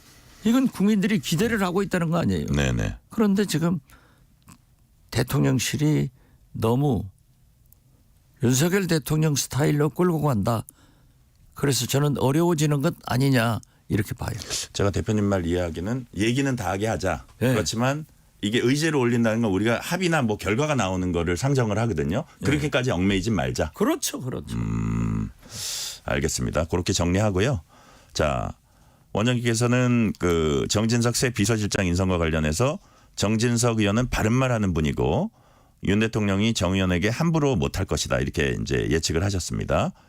뭐 당에서는 사실 또 정진석 비서실장 카드에 대해서 되게 비난도 많이 쏟아냈는데 많이 하더라고요. 좀 다르십니까 생각이? 아니요. 같아요. 네. 그 비난받을 일을 한 것은 사실이고 그렇기 때문에 정진석 비서실장이 지금 1심에서 6개월 실형 선고를 받고 네. 항소심이 진행되고 있는 거예요. 그러함에도 불구하고 비서실장, 비서실 구성은 대통령의 고유 권한입니다. 네. 편하면서도 국민들이 납득하는 인사를 하는 게 대통령 인사 아니에요? 네네. 마찬가지로 이재명 대표도 그러죠. 그렇기 때문에 저는 정진석 비서실장을 한국일보 기자할 때부터 알아요. 제가 그 질문을 바로 다음에 하려고 그랬어요. 아, 그래요? 워싱턴 특파원 할 때 그때 미주 한인회장 하셨잖아요. 그때부터 아셨다고 저한테 옛날에 말씀하셨어요. 네, 그 전부터 알아요. 아 그래요? 네. 네. 그 김한경 네. 저하고 가까운 친구입니다만은 네. 외교부 차관이 어디를 갈 때 같이 왔더라고요. 아, 그래서 그렇군요. 같이 뵙게 됐는데 어떻게 됐든 말도 좀 폭폭 질러서 해요. 이거 기자니까 예. 기자 출신이니까. 그렇지만은 그런 사람이 해야 정치를 알잖아요. 그리고 제가 왜 정진석 비서실장이 좋다라고 한 이유는 네네. 언젠가는 얘기하지만은 지금은 말을 못한다. 이해해 주세요. 제가 두고 보세요. 제가 무슨 질문을 지금 드리려 그러냐면요. 예. 그 오랜 인연이 있어요. 정진석 예. 실장하고. 예. 그 저는 이제 그 한국일보 워싱턴 특파원 할 때 아신 예, 줄 알았는데 그거 잘 알죠. 예. 예. 예. 그때도 미국에서 예. 여러 차례 만난 걸로 알고 있고. 자, 그러면 박지원 대표님께서 어차피 좀 정치를 이렇게 큰 틀에서 하신다고 봤을 때 중요한 시기에 가교 역할이라고 해야 되나 아니면 대통령실에 대한 건전한 비판자, 조언자 역할을 하면서 좀 이렇게 좋은 방향으로 될 수 있게 도움을 주실 용의가 있으세요? 해야죠. 저는 잘하실 것 같은데요. 해야죠. 왜냐하면은 이명박 대통령 정무수석을 할 때도 저하고 많은 협조를 했어요. 물론 김무성 대표가 파트너이지만은 네. 또 당시 이태희 비서실장 지금 현 경기도 교육감 네네. 이분하고 임태희? 임태희 예. 임태희 비서실장하고 정진석 정무수석 네네. 저하고 많이 대화를 많이 했고 네. 심지어 임태희 비서실장은 국방부 차관급 인사가 있는데 저한테 추천을 하라고 하더라고요. 이런 일이 많았어요. 네. 이재호 특임장관도 김태호 국무총리 후보자가 낙마를 하게 되니까 저한테 찾아와서 총리로 야당에서 누가 했으면 좋겠는가. 제가 의사를 물어서 김황식 당시 감사원장이 총리감으로 적임자다. 네. 했더니 임명해가지고 청문회 잘 통과됐지 않아요. 그렇죠. 그래서 성공적인 총리로 평가받죠? 그렇죠. 예. 잘했죠. 그렇기 때문에 저는 여야라는 건 정치라고 하는 것은 소통, 대화예요. 예. 그래서 지금은 저는 대결만 있고 거의 실종된 상태 같아요, 정치가. 없죠. 정치가 없죠. 예. 그 책임은 윤석열 대통령의 불통해서 오는 거예요. 영수회담만 하더라도 네네. 이재명 대표가 8번인가 제안했지만은 이번에는 역으로 윤석열 대통령이 제안했다고 하면은 네. 성의를 보여야죠. 대통령이 보여야죠. 자, 잠깐 딴 얘기 잠깐 갔다 갈게요. 정치는 생물이다. 지금 사람들이 잘 쓰는 말입니다. 그렇죠. 제일 많이 쓴 분이 제가 보기에는 대표님인데 이 원조는 DJ 아닙니까? 그렇죠. 김대중 대통령. 그렇군요. DJ가 이 말을 썼는데 정말 이 말도 지금 필요한 상황인 것 같아요. 당연하죠. 자꾸 상상력이고 정치는 그럼요. 또 그죠? 자, 국민의힘 지도부 구성에 속도를 내고 있습니다. 국민의힘이요. 국민의힘 변화도 이끌고 민주당과 협치도 원활히 할 수 있는 국민의힘 대표 원내대표 어떤 분이 좀 잘할 수 있을까요? 글쎄요. 저는 민주당의 박찬대 의원이 원내대표가 아까 원내대표 이철규 얘기하셨죠. 되기 때문에 네, 이철규 의원. 아예 대통령의 복심 이철규 의원이 원내대표가 돼서 이재명의 복심 박찬대와 예. 윤석열의 복심 이철규 원내대표가 서로 네. 공치를 해나갔으면 좋겠다 하는 생각을 갖고 그러면 거기는 찐윤이기 때문에 문제가 있지 않냐. 근데 여러 사람 보더라도 저는 나경원 예. 의원이 적임자일 것 같아요. 그랬더니 대표. 오늘 나경원 의원은 아마 나 이 연대설이 나오니까 아니다. 말도 안 되는 소리 하지 마라 하는데 그것은 나경원 대표가 윤석열 대통령과 좀 선을 긋고 있다. 잘하고 있다. 저는 그렇게 봐요. 네. 자, 어떻게 보면 윤석열 대통령이 지금 위기에 처해 있습니다. 거대 야당의 파상 공세 이제 예상되는데 윤 대통령 입장에서의 위기 탈출과 전체 국민 입장에서는 이제 국정 쇄신, 국정 안정 이거는 이 방법을 쓰면 좋겠다. 만약에 조언을 한마디 하신다면 어떤 말씀하시겠습니까? 영수회담을 성공시켜야 돼요. 네. 그래서 구동전이 선의훈련했는데 지금 가장 큰 현안이 뭡니까? 의대 정원수 아니에요? 네네. 그런데 윤석열 대통령은 그 스타일이 말이죠. 2,000명 의대 정원은 딱 정해놓고 의사들과 협작해라. 이건 말도 안 하는 거예요. 그렇기 때문에 그런 생각을 버리고 이번 만나서 의사 정원수 조정만이라도 국회에서 보내가지고 대화해서 해주라. 그리고 지금 연금개혁, 언론개혁, 뭐 교육개혁, 노동개혁. 저는 처음부터 왜 대통령이 하려고 하냐. 국민의 대표기관인 국회로 보내서 여야와 전문가와 정부가 함께하자. 그래서 이런 개혁을 국회로 가져온다.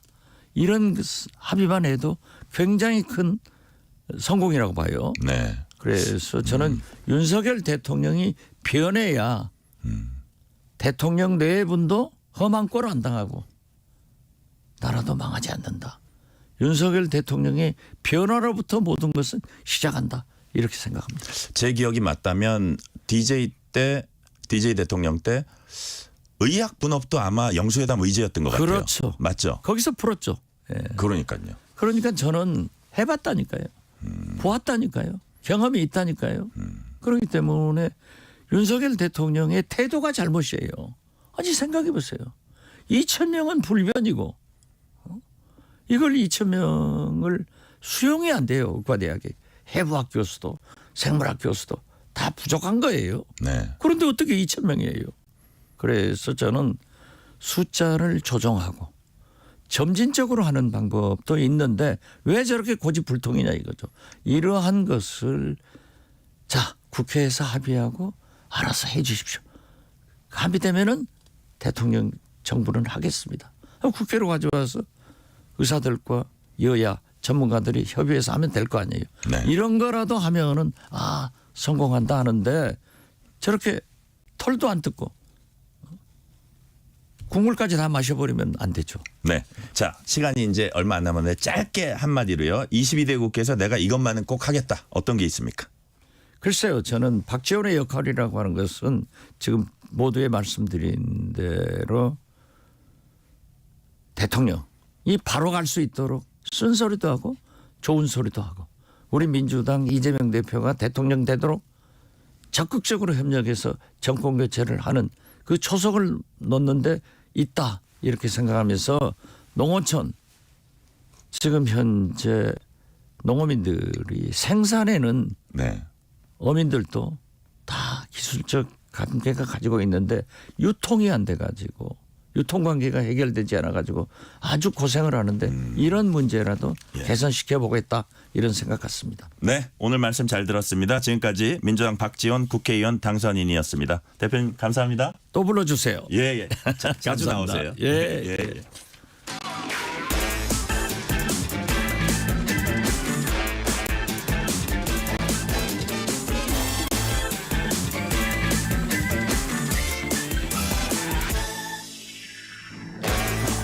이른바 로또 아파트 청약 얘기 경향신문 박순봉 기자와 나눠보겠습니다. 어제 세종시 아파트 한 가구 청약에 25만 명 가까운 사람이 몰렸다고요. 네, 세종 어진동에 있는 세종 한신더유 리저브 2, 그러니까 리저브 2 단지 얘긴데요.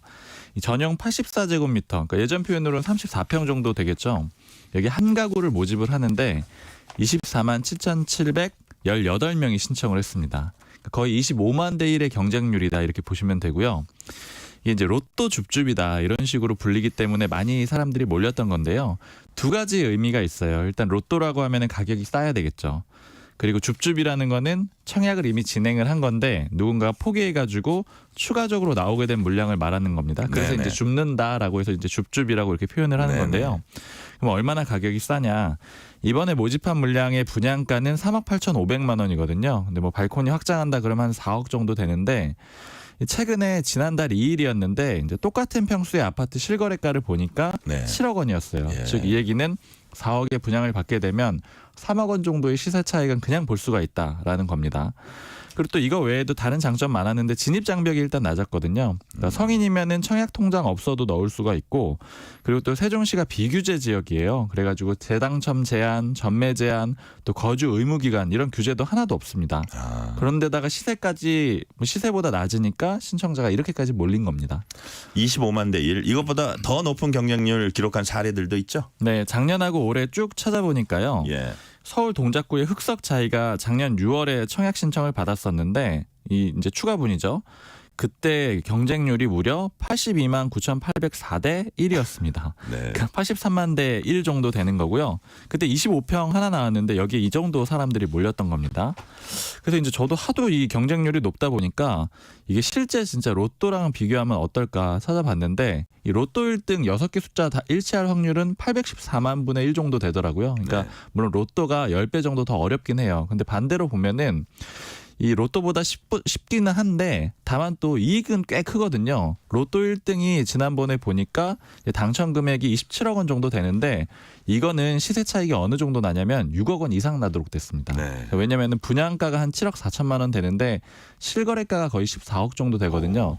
즉 이 얘기는 될 확률은 10분의 1 쉽고 그러니까 10배 정도 쉽고 대신에 금액은 한 4분의 1 정도 되는 거니까 뭐 로또 못지않게 좋다 이렇게 볼 수가 있는 로또 겁니다. 아파트라고 불려도 무색하지 않네요. 맞습니다. 자, 두 번째로 경쟁률 높았던 곳은 어디예요?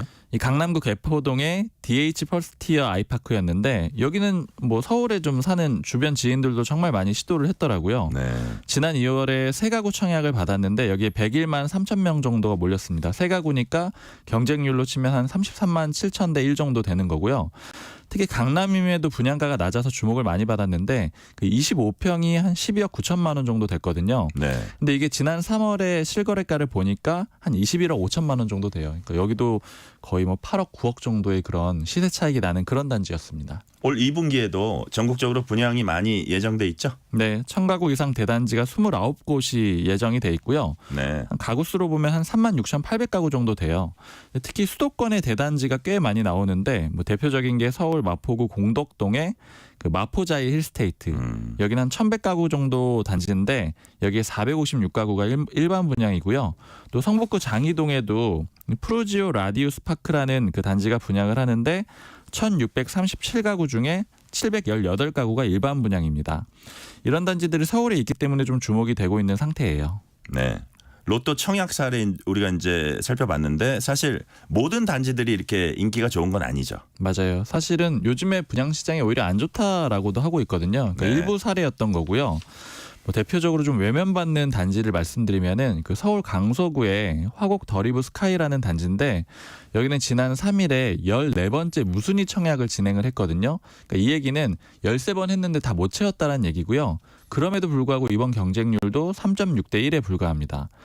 그리고 또 서울 동작구에 작년 9월에 공급이 됐던 상도 프루지오 클라베뉴 같은 경우에도 이 잔여 물량이 잘 해결이 안 되고 있는데 지난 8일에 4차 무순위 청약을 했거든요.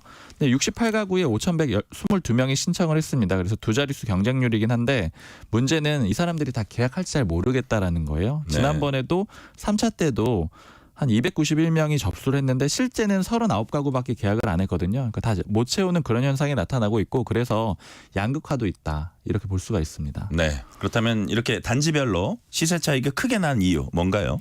가장 큰 이유는 분양가 상한제 때문이다 이렇게 볼 수가 있는데요. 네. 이 분양가 상한제라는 게 일정 지역에서 아파트 분양할 때 뭐 일정 액수 넘지 못하게 판매하도록 하는 그런 제도거든요. 네네. 그런데 이게 모든 지역이나 모든 분양에 적용되는 게 아니다 보니까 그러니까 일부 지역은 여기에 걸려가지고 금액을 못 올리게 되고요. 그래서 이제 주변보다 싼 가격에 나오게 되는 겁니다. 이 국토교통부 장관이 지적하는 지역에서만 규제가 적용이 되고요. 물론 이제 심의위원회 거쳐가지고요.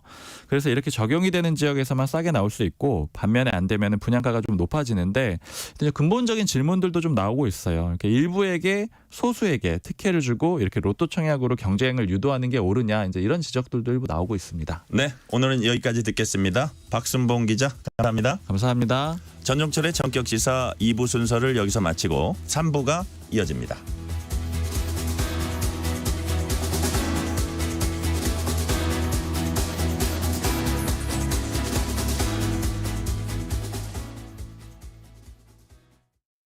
잠시 후 8시 반부터 일부 지역국에서는 해당 지역 방송을 보내드립니다. 워렌 버핏은 가치 투자, 필립 피셔는 성장주 투자, 피터 린치는 장기 투자, 그리고 성기영은 경제쇼. 방법은 달라도 목표는 하나. 여러분을 성공의 길로 안내합니다. 평일 오후 4시 5분 성기영의 경제쇼. 주말 오후 5시 5분 정보를 업그레이드한 성기영의 경제쇼 플러스. 일주일 내내 함께하십시오. 편지 왔습니다. 퇴근길 지친 당신에게 힘이 되는 뉴스를 전해드립니다. 매일 저녁 당신과 함께 읽는 세상 이야기. KBS 1라디오 뉴스레터 K. 지금 시각은 8시 30분입니다. KBS.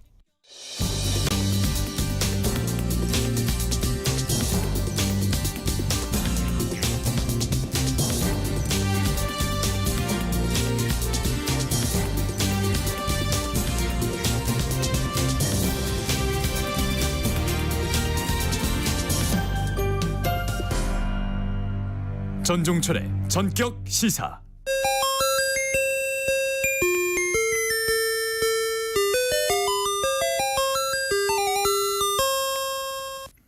한 달이 앞으로 다가온 22대 국회 개원을 앞두고 원구성을 둘러싼 여야 간 신경전이 벌어지고 있습니다. 총선에서 압승을 거둔 민주당은 법사위원장과 운영위원장을 모두 가져가겠다는 입장을 밝히고 있고 국민의힘은 강력히 반발하고 있습니다. 오늘 정치 공부 제목은 상임위원장이 뭐길래입니다. 이종훈 평론가님 나오셨습니다. 어서 오세요. 네, 안녕하세요. 여야가 요즘 원구성 협상 주도권을 잡기 위해서 치열한 신경전 벌이고 있습니다. 네. 먼저 원구성이라는 게 뭔지 개념 정리부터 해주세요. 네, 좀 쉽게 설명드리면 우리가 이제 학교에 입학하면 네. 반편성하잖아요. 네네. 네, 그거로 보시면 됩니다. 네. 네, 반장도 뽑고. 그래. 반장이 상임위원장이 되는 거네요. 예, 그렇습니다. 의장도 있죠. 예. 이제 총회장도 이제 뽑는 거고 이제 그런 건데 사전적 의미를 보면 이제 국회의원 총선거 마친 뒤에 또는 이제 의장 그과 이제 각 상임위원회 위원회 임기가 만료되는 때 네. 보통 통상 이제 전후반기 각 2년 이렇게 돼 있죠. 그때 이제 국회가 이제 정상적인 활동 기능 수행할 수 있도록 그 기관과 조직을 갖추는 걸 이야기를 하는 거고요.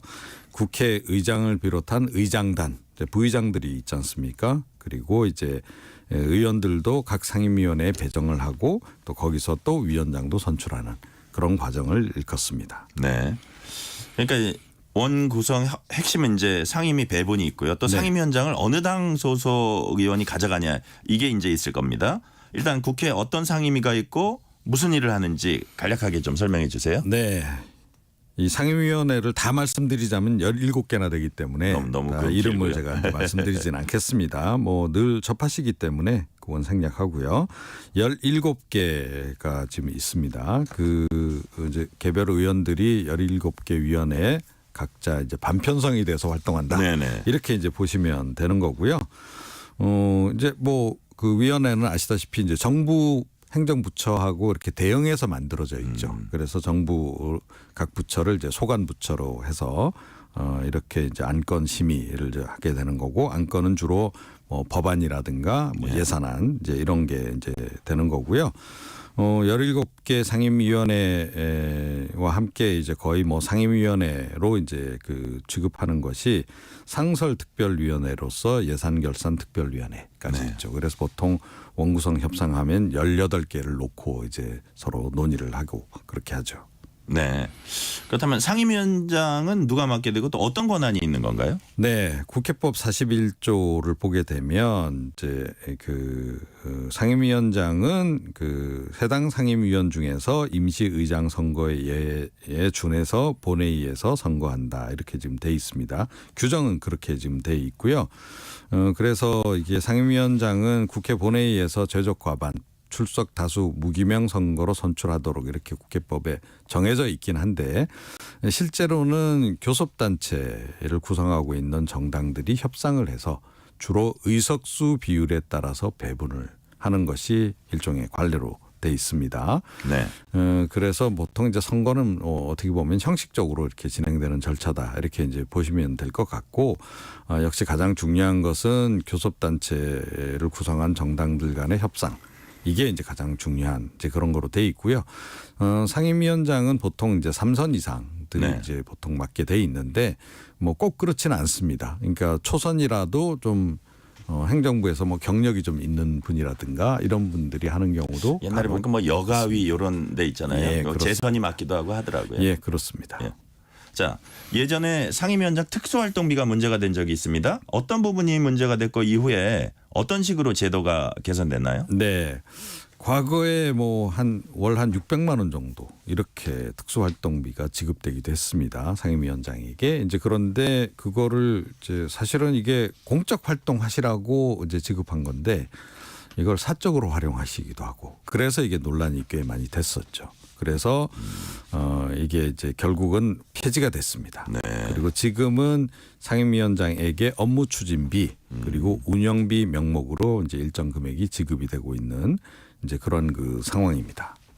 민주당은 법사위원장과 운영위원장을 모두 가져오겠다 이렇게 하고 있습니다. 네. 국민의힘은 국회의장을 하는데 법사위원장까지 한 정당이 모두 가져가는 거는 국회 관례에도 안 맞고 견제와 균형 측면에서도 맞지 않다고 반박을 하고 있어요. 네. 일단 이 부분은 어떻게 보시는지 그리고 국회의장은 다수당이 민주당이 맡게 되는데 국회의장 어떻게 뽑는지도 좀 설명을 해 주세요. 네, 이건 국회법 15조에 일단 규정이 돼 있는 상황이고요. 국회에서 재적 의원들의 과반 득표를 받은 의원이 선출되도록 투표 방식은 또 무기명으로 하도록 이렇게 돼 있습니다. 그래서 사실 따지고 보면 표대결을 하게 되면 다수당이 일단 다수당 출신이 무조건 유리하도록 이렇게 네. 지금 돼 있는 이제 그런 그 상황이고요.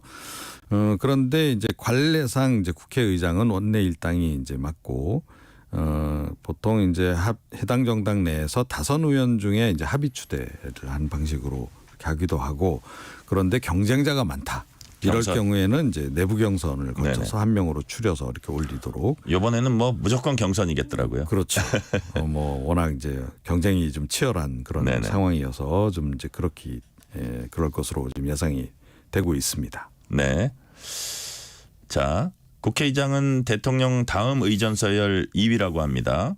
예전에 법안 날치기 통과 맡겠다고 의원들이 의장실 몰려가서 막 방에서 못 네. 나오게 막 했던 일도 자주 봤었는데요. 네. 국회의장 권한 어떤 게 있습니까?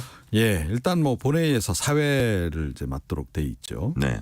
그리고 이제 그 상임위원회하고 법제사법위원회를 거치지 않고 본회의에 이제 법안을 바로 직권 상정할 수 있는 네. 그런 권한도 있습니다.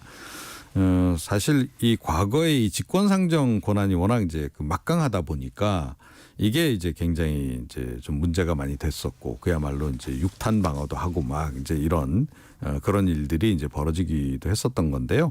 근데 국회 선진화법 이제 도입 이후에는 이게 이제 조금 이제 의장이 직권 상정할 수 있는 그 경우가 좀 제한이 좀 됩니다. 그래서 요즘은 그렇게까지 육탄 방어를 한다거나 그런 네. 일은 없죠. 네네. 현재는 천재지변 및 국가 비상사태 상황 또는 여야 교섭단체 원내들이 합의한 경우에만 직권상정이 가능하도록 이렇게 돼 있는 상황입니다. 네.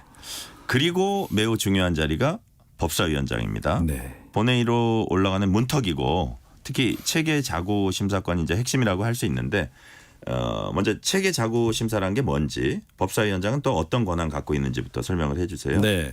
체계 심사권, 자구 심사권 이걸 합친 게 그냥 체계 자구 이렇게 이제 부르는 건데요.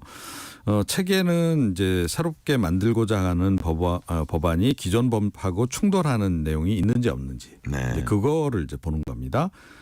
자구는 역시 이제 그 말 그대로 적합한 표현, 용어 이런 걸 사용했는지 그런 걸 이제 따지는 걸 이야기를 하는 거고요. 문제는 사실은 이거 뭐 체계 자구만을 딱 본다면 그렇게까지 시간도 안 걸리고 이제 그럴 사안인데 네. 근데 모든 법안이 일단 이 체계 자구 심사를 거치도록 이렇게 돼 있다 보니까 일종의 이제 그 약간 그 문턱을 좀 만들어 가지고 좀 마음에 안 드는 법안은 이제 약간 좀 계류를 자꾸 시키고 이제 이런 식으로 이제 악용이 되다 보니까 이게 이제 논란이 많이 된 거고 그러다 보니까 이제 법사위원장 자리가 중요해지고 지금 이렇게 된 겁니다. 그런데 이 사실은 이제 이 권한도 좀 많이 약화가 됐어요. 과거에는 이제 이제 법사위에서 이제 뭐 사실은 굉장히 오랫동안 이거 붙들어 놓고 있을 수가 있었거든요. 네네. 한 120일 정도까지. 그런데 이게 지금 많이 이제 60일로 줄어든 그런 네. 그 상황이긴 합니다. 앞서 말했듯이 국민의힘은 의장과 법사위원장 하나 정당이 맡는 것은 국회 관례에 어긋난다 이렇게 지적을 하고 있어요. 그동안의 국회 관례는 어땠나요? 네. 과거 뭐 권위주의 시절에는 사실은 보수 여당이 법사위원장까지도 장악을 하는 이제 그런 상황이었습니다. 그러니까 네. 국회의장직, 법사위원직 다 이제 장악했던 그런 이제 전례가 없진 않고요. 이제 그러다가 이게 이제 바뀐 게 2021년 7월 더불어민주당하고 국민의힘 그때 21대 국회 후반기부터 상임위원장 구성을 11대 7로 하면서 법사위원장을 이제 국민의힘에 이제 넘기는 이제 그런 과정이 있었고 그때 박병석 국회의장이 일종의 절충안을 이제 내서 이제 그렇게 이제 했던 바가 있고요. 그래서 이제는 요게 조금 일종의 이제 관례 아니냐 이제 그렇게 지금 이야기들을 하고 있는 그런 겁니다. 근데 법사위의 경우도 법사위가 법안 잡고 있을 때 최근 사례 보면 개별 상임위에서 본회의 직회부도 뭐 최근에도 있었고요. 네. 뭐 이렇다면 예전보다 국회의장이나 법사위원장 권한이 좀 줄어드는 측면이 아닌가요? 사실 그렇습니다. 조금 전에 말씀드렸듯이 이제 국회 선진화법에 따라서 이제 현재는 국회의장이 직권 상정할 수 있는 경우가 이제 많이 제한이 된 게 하나 있고요. 또 이제 그 상임위원 특히 이제 법사위원회 이제 관련해서 이제 권한도 많이 이제 제가 축소시켰다라고 이제 말씀을 드렸는데 2021년에 이제 국회법 개정을 통해서 이 법사위 심사 권한을 이제 체계 자구 심사로 좀 확실하게 좀 제한을 딱 두자. 이걸 빙자해서 뭐 괜히 일종의 문턱을 높이는 이런 식으로 이제 하지 못하도록 이렇게 하면서 그 기한도 기존 120일에서 60일로 절반 정도 단축을 시켰거든요. 그래서 법사위원장 권한도 과거에 비해서는 좀 많이 줄어들었다 이렇게 봐야 합니다. 국민의힘은 운영위원장은 당연히 여당이 맡아온 게 관례다 이렇게 얘기하는데 네. 운영위가 어떤 역할 하길래 여당에서 위원장 맡아야 한다고 하는 건가요? 이제 과거에는 이제 청와대, 네. 요즘은 대통령실, 네네. 이걸 이제 관할 부처로 하고 있기 때문에 이제 그런 겁니다. 그래서 뭐 비서실, 국가안보실, 대통령 경호처에 대한 이제 국정감사를 이제 진행을 하거든요. 운영위가. 네. 이제 그래서 늘 이제 보면 뭐 대통령실에 뭐 아무개 수석 나와라, 뭐 못 나간다, 뭐 이 힘겨루기가 있잖아요. 특히 뭐 과거에는 이제 민정수석 같은 실세 수석을 이제 불러낼 수 있느냐 없느냐, 뭐 이거 가지고 논란도 꽤 되기도 하고 이제 그랬던 바가 있는 거죠. 그래서 아무래도 이제 그런 뭐 대통령과 관련된 그런 이제 부처를 다루다 보니 운영위원장은 여당이 좀 갖겠다, 계속 이렇게 좀 고집을 하고 있는 그런 그 상황입니다. 그렇다면 원구성 협상 언제까지 끝내야 하는지 그리고 만약에 원구성 협상이 끝내 결렬된다면 어떻게 되나요? 네. 이게 사실은 그 워낙은 국회법에 보면 네. 임기 개시일 7일 이내까지 최초 집회를 열어서 의장단 선출하고 그로부터 3일 이내까지 상임위원장 선출해서 원구성 완료하도록 이렇게 규정이 돼 있습니다. 그러니까 네네. 임기 개시일로부터 10일 정도 되는 시점까지는 다 이제 원구성이 끝나 있어야 이제 되는 거고요. 그러니까 이제 6월 7일 정도까지는 사실은 이제 의장 이제 뽑아야 되고 이제 그런 겁니다. 그런데 실제로 이 기한을 이제 준수한 경우는 뭐 18대 후반기가 유일하다는 거죠. 그동안은 뭐 굉장히 이걸 또 장기간 끌면서 아주 최악의 원구성 진통을 겪었던 사례가 14대 전반기인데 무려 125일이 소요가 됐던 바가 있습니다. 네. 오늘은 여기까지 듣겠습니다. 이종훈 정치평론가였습니다. 감사합니다. 네. 지금 시각 8시 43분입니다. 이 시각 교통정보입니다. 정체 구간에서 발생한 사고로 지나기 더 어려워진 곳인데요. 부산 쪽 경부고속도로 수원 부근 4차로에서 사고가 나 신갈 분기점 부근부터 4km 구간 답답한 흐름이고요. 이전으로 한남에서 서초 쪽으로 이 사고 지점 지나선 남사 부근으로 더딥니다. 반대 서울 방향도 수원과 달래내에서 반포 쪽으로 정체 서행하고요. 수도권 외관선 경기 서부권 정체에 더 늘어서 판교에서 일산 방향은 장수에서 계양 쪽으로, 일산에서 판교 쪽도 계양에서 송내 사이와 조남과 하기 분기점 일대로 천천히 갑니다. 영동고속도로 강릉 방향 반월터널에서 부고, 용인부터 양지 터널 쪽으로 차가 많은데 이 사이 마성터널 부근 1, 2차로엔 낙하물이 떨어져 있어 주의가 필요하고요. 서울시내 올림픽대로 공항 쪽 월드컵대교 바로 아래 4차로에서 시설물 보수 작업이 시작됐고, 강변북로 구리 방향 행주대교부터 동작대교 쪽으로 막바지 출근 정체가 이어지고 있습니다. KBS 교통정보센터에서 공인이었습니다.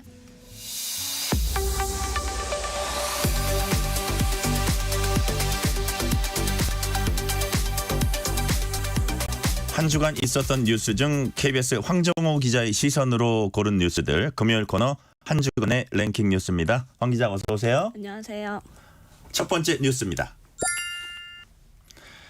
요즘 나들이 많이 가실 텐데 반갑게 수원 화성행궁이 옛 모습에 가깝게 복원됐다고요. 네, 이 수원 화성 행궁을 보면은 행궁에 방문했던 뭐 관리나 사신들이 머물렀던 객사, 그러니까 우화관이 있었는데 일제 강점기에 학교로 사용되면서 심각하게 훼손이 됐었는데 이것도 복원이 됐고요.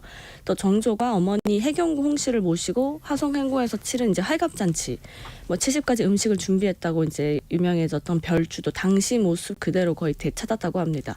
흔적도 없이 사실 주차장으로 사용되고 있었던 곳을 2019년 발굴조사 과정에 찾아냈고, 그러니까 사실상 1905년에 훼손됐고, 그러니까 119년 만에 복원이 된 거고요. 시민들이 1989년에 자발적으로 중심이 돼서 복원추진위원회를 꾸렸고, 그때부터 뭐 화성 성역의궤, 정리의궤처럼 문헌 검증을 기초해서 철저하게 진행이 됐다고 합니다. 그래서 복원 사업을 시작한 지 35년 만에 완벽한 모습을 되찾았고요. 시민들에게 이제 공개가 되니까 한번 가보시는 것도 좋을 것 같습니다. 네, 두 번째 뉴스입니다. 어린이날 선물 고민들 하실 겁니다. 그런데 중국 쇼핑 플랫폼 알리와 테무 등에서 판매되는 어린이 신발 제품에서 기준치를 넘는 발암물질이 발견됐다고요? 아무래도 너무 유명한 쇼핑 플랫폼이 됐죠. 테무, 알리익스프레스에서 많이 쇼핑들 하실 텐데 네. 여기서 판매되는 어린이 신발 장식품들 보면 뭐 알록달록한 색감도 있고 여러 가지 모양도 있고 특히나 싼 값에 고를 수 있는데, 서울시가 이런 해외 직구 상품 첫 안정성 검사 결과를 발표했는데 이런 신발 장식 16개 중 7개에서 기준치 최대 300배 넘는 프탈레이트계 가소제가 검출됐다고 합니다. 이 프탈레이트계 가소제가 뭐냐면 난임 유발 등 뭐 생식 독성도 있고요. 네. 특히 인체 발암 가능 물질입니다. 즉 또 일부 제품에서는 납 함유량도 기준치 대비 한 30배 정도 검출이 됐고요. 또 어린이용 차량 햇빛 가리개에서도 이런 물질이 기준치를 훨씬 넘게 초과 검출됐습니다. 서울시가 앞으로 이렇게 시기별로 수요가 높을 것으로 예상되는 품목을 월별로 선정을 하고 매 주마다 유해성 검사를 하고 결과를 공개하겠다고 했습니다. 참고하시는 게 좋을 것 같습니다. 세 번째 뉴스입니다. 우리나라 청소년들의 도박 문제가 갈수록 심각해지고 있습니다. 경찰이 6개월간 도박 특별 단속을 벌였는데 검거된 인원 중 30% 넘는 인원이 10대였다고요? 네, 너무 충격적인데요. 고등학생이 가장 많았고 와. 중학생 그리고 초등학생도 2명 있었습니다. 네네. 뭐 온라인 도박판을 운영하고 붙잡힌 총액 9살짜리 초등학생도 있었고요. 그러니까 어떻게 빠져드냐 했더니 친구들 소개, 그리고 유인하는 주요 수단은 스마트폰 메시지. 심지어 도박 사이트 개설하고 운영한 이 중학생 같은 경우에는 2억 원이 넘는 도박 자금을 받아서 2천만 원 정도를 이미 챙긴 것으로 드러났거든요. 이야. 피해액도 피해액이고 이런 도박 중독 같은 경우에는 2차 범죄, 그러니까 또 다른 일탈로 이어질 수 있어서 사회적 관심이 진짜 필요하다는 지적이 계속 나옵니다. 마약과 함께 도박, 이거 주목해야 될 것 같아요. 네 번째 뉴스입니다. 병원에서 진료 확인서 많이들 떼십니다. 그런데 발급 비용이 제각각이라고요. 저도 진료 확인서를 떼봤는데 예. 뭐 학교, 회사 그리고 뭐 이 보험사에 내야 돼서 많이 떼봤는데요. 온라인 커뮤니티에 이제 올라온 글인데 몇 달 전에 진료 확인서 발급 비용을 5,000원 냈는데 최근 다른 비용을 갔더니 1,000원을 받더라. 5배 차이 너무 심하지 않냐라는 이제 글을 쓰신 건데, 그러니까 이 글에 대해서 나는 장당 10,000원을 줬다. 아니 그냥 무료로 해줬다. 뭐 이렇게 다양한 반응들이 나왔는데, 사실 이제 의료기관에서 발급하는 이 각종 증명서류 발급 비용은 보건 보건복지부가 고시하고 있긴 하거든요. 환자 인적사항, 뭐 진료내에 기재되어 있는 이 진료 확인서는 3,000원이 사실 수수료 상한선이긴 한데요. 이게 강제성이 없고 보험사마다 요구하는 내용이 조금씩 다르다 보니까 발급 수수료가 천차만별이 되고 있습니다. 네. 5번째 뉴스입니다. 물을 잘 자라게 하는 유박 비료는 친환경적이고 또 저렴해서 아파트 화단 등에 많이 쓰입니다. 이 비료가 동물 사료처럼 생겨서 반려동물이 먹고 위독한 상황에 처하는 피해가 잇따르고 있다고 해요. 그러니까 보호자와 함께 아파트 산책하다가 이 화단에 뿌려져 있는 이 작은 알갱이, 그러니까 유박비료를 먹고 뭐 구토 등에 시달리거나 심지어 사망하는 반려견이 지금 늘어나고 있는데요. 네. 아까 말씀 주신 것처럼 이 사료와 비슷한 모양이 좀 문제입니다. 그러니까 언뜻 보면 동물 사료처럼 생겼어요. 그러니까 이 유박비료가 퇴비처럼 좀 친환경적인 데다 가격은 화학비료의 반 정도밖에 안 되다 보니까 이 아파트 조경용으로 인기가 높거든요. 근데 뭐 아파트 화단뿐만 아니라 길가 그냥 텃밭에도 이 유박비료가 뿌려져 있는 모습 종종 보실 수 있을 건데 문제가 이 비료에 들어있는 리신이라는 성분인데요. 이 독성이 청산가리의 6,000배. 근데 사실 그럼 식물은 왜 괜찮냐? 그러니까 식물에는 흡수는 되지 않아요. 그래서 식물에는 문제가 없는데 개나 고양이가 먹었을 때는 치명적인 거죠. 그래서 반려동물이 죽었거나 아니면 병원 실세를 졌다는 글이 끊임없이 올라오고 있습니다. 전문가들도 이게 이제 먹게 되면 또 중독이 되면 뭐 구토, 복통뿐만 아니라 장기 부전 그러니까 이런 것까지 올 수 있어서 좀 주의해야 된다라고 얘기를 하고 있는데요. 그래서 아예 아파트에 이런 비료 사용을 금지하자라는 이제 법이 발의는 됐는데 국회 문턱을 넘지 못했습니다. 네, 각별히 조심해야겠습니다. 6번째 뉴스입니다. 서울의 한 식당이 파업 의사 출입 금지 방침을 밝혀서 논란이 일고 있다고요. 네, 미쉐린 가이드에도 이제 이름을 올린 쪽에 유명한 이탈리안 레스토랑에서 당분간 의료 파업에 동참하고 있는 관계자는 받지 않겠다라고 공지를 한 건데요. 네. 그러니까 뭐 수술대를 찾지 못해 응급실 가서도 119에 전화해 소송해야 되는 게 지금 현실인데, 그러니까 최소한 직업 윤리도 저버렸다. 그러니까 이런 행동은 비난받아야 된다라고 이제 이 의도를 밝혔는데. 이제 이에 대해서 이제 노한규 전 대한의사협회장은 SNS를 통해서 정부로부터도 출국 금지 당했는데 식당에서도 출국 금지를 당했다라고 이제 비판을 했습니다. 그러니까 이걸 두고 온라인에서도 다양한 반응이 있었는데 사실 소아과 환자 진료하면 10,000원 조금 넘는다. 근데 뭐 이렇게 이 레스토랑 음식값이 뭐 12만 원 정도 하는데 뭐 가겠냐라는 뭐 비난이랑 또 조만간 내가 식사하러 가겠다라고 이 식당을 응원하는 댓글 이렇게 반응이 엇갈렸습니다. 네. 7번째 뉴스입니다. 인분이 묻은 기저귀로 어린이집 교사의 얼굴을 때린 학부모 기억하실 겁니다. 이 행위에 대한 법원 판단이 나왔습니다. 어떤 선고 내렸나요? 그러니까 지난해 9월입니다. 50대 어린이집 교사가 세종시 한 병원 화장실에서 학부모에게 인분이 묻은 기저귀로 얼굴을 맞은 사고가 있었고요. 그러니까 아동학대로 자신을 신고한 부모에게 자초지종을 설명하기 위해 찾아갔다가 이제 벌어진 일이었고, 이 가해 학부모 입장에서는 자기 아들이 어린이집에서 다쳤는데 이걸 학대된 거 아니야라고 의심하던 차에 이제 교사 이야기를 나누다가 홧김에 이걸 저질렀다라고 했는데요. 그러니까 대전지법에서는 이 상해 혐의로 기소가 된 이 학부모에게 징역 6개월, 집행유예 2년을 선고했는데, 그러니까 피해 교사가 느꼈을 그 모멸감 이 너무 크다. 하지만 학부모가 범행을 인정하고 있고 상처가 이제 중하지 않은 점을 고려했다고 양형 이유를 밝혔습니다. 8번째 뉴스입니다. 시도 때도 없이 회사로부터 오는 카카오톡에 피로감 호소하는 사람들 많습니다. 그런데 미국에서 퇴근 후 쉬고 있는 직원에게 연락하면 벌금을 내도록 하는 법안이 지금 미국 캘리포니아 주 의회에서 추진되고 있다고 하네요. 사실 국내에서도 이제 근로시간 외에 카톡 등 통신수단 이용해서 업무 지시하면 처벌하자 뭐 이런 근로기준법 개정안이 발의가 돼서 논쟁이 되기도 했었는데, 그러니까 미국에서는 실제로 이 법이 발의가 된 겁니다. 그러니까 이 법의 이름이 이른바 연결되지 않을 권리법. 이라는 이제 내용인데요. 그러니까 고용주가 고용 계약을 체결할 때 근무 시간, 휴식 시간을 정확히 명시를 하고 퇴근 이후에 이 직원한테 연락을 해서 이제 뭔가 업무 지시를 하면 노동위원회가 조사를 하고 조사해서 뭔가 문제가 있다고 되면 일회당 최소 $100, 그러니까 13만 원 정도 과태료를 부과할 수 있게 되는데요. 그러니까 당연히 예외 상황은 있습니다. 뭐 단체 교섭 아니면 긴급한 상황에서 연락을 해야 되는 거면 이제 뭐 어쩔 수 없지만 그 외에 업무 지시를 하게 되면 이렇게 과태료를 부과하자라는 이제 법인데, 사실 이제 국내에서도 이런 논의가 있었기 때문에 조사 같은 걸 보면요, 근무 시간 외에 SNS로 업무 지시를 하는 거에 대해서 상급자일수록 문제가 없지 않냐라는 인식도 있고, 이 카톡 업무 지시에 대해서 연령이나 이 직급별 인식 차이가 커가지고 국내에서는 조금 더 뭔가 논의가 있어야 될 것으로 보입니다. 네, 9번째 뉴스입니다. 서울시가 시민들이 많이 찾는 한강변이 아닌 수상 이용 활성화하자 방안 발표했습니다. 반응이 엇갈리고 있죠? 아무래도 한강 같으면 뭐 녹지도 넓고 휴식 공간도 갖춰서 많은 사람들이 찾고 있는데 사실 저도 그렇고 한강변만 이용하고 있잖아요. 그래서 서울시가 그러니까 물 위에 호텔, 뭐 사무실, 수상 스키장 만들어서 해마다 1,000만 명 정도 한강을 제대로 이용하게 하겠다라는 네네. 거거든요. 그 서울시 이제 조사 보면 연간 한강공원 이용객이 진짜 6,900만 명에 달하는데 수상 레저를 한다거나 그러니까 직접 한강에 들어가는 이제 그래서 이용하는 수상 이용객은 90만 명밖에 없다라는 거예요. 네네. 그래서 2030년까지 이제 이 계획을 완성을 해서 뭐 1,000만 명 정도 한강 수상을 좀 이용할 수 있겠다라고 하는 건데 이 계획의 가장 이제 문제가 여름철 수해 대비를 어떻게 할 거냐. 그리고 사실상 오세훈 시장이 이제 예전 시장 때도 세빛섬에 그러니까 세빛 둥둥섬 지었었을 때 만성 적자 비판이 있었잖아요. 네. 그래서 이런 것들이 좀 더 구체적으로 논의가 돼야 된다라는 네. 지적이 나오고 있습니다. 오늘 여기까지 듣겠습니다. 지금까지 KBS 황정호 기자였습니다. 감사합니다. 네.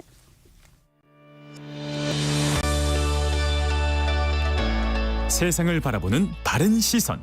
전종철의 전격 시사. 국민의힘이 총선 참패 원인과 대책을 논의하는 토론회를 열었습니다.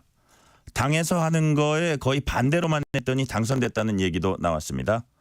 앞서 야권에 192석 갖다 바친 당이 이렇게 한가하냐는 윤상현 의원의 하소연도 있었습니다.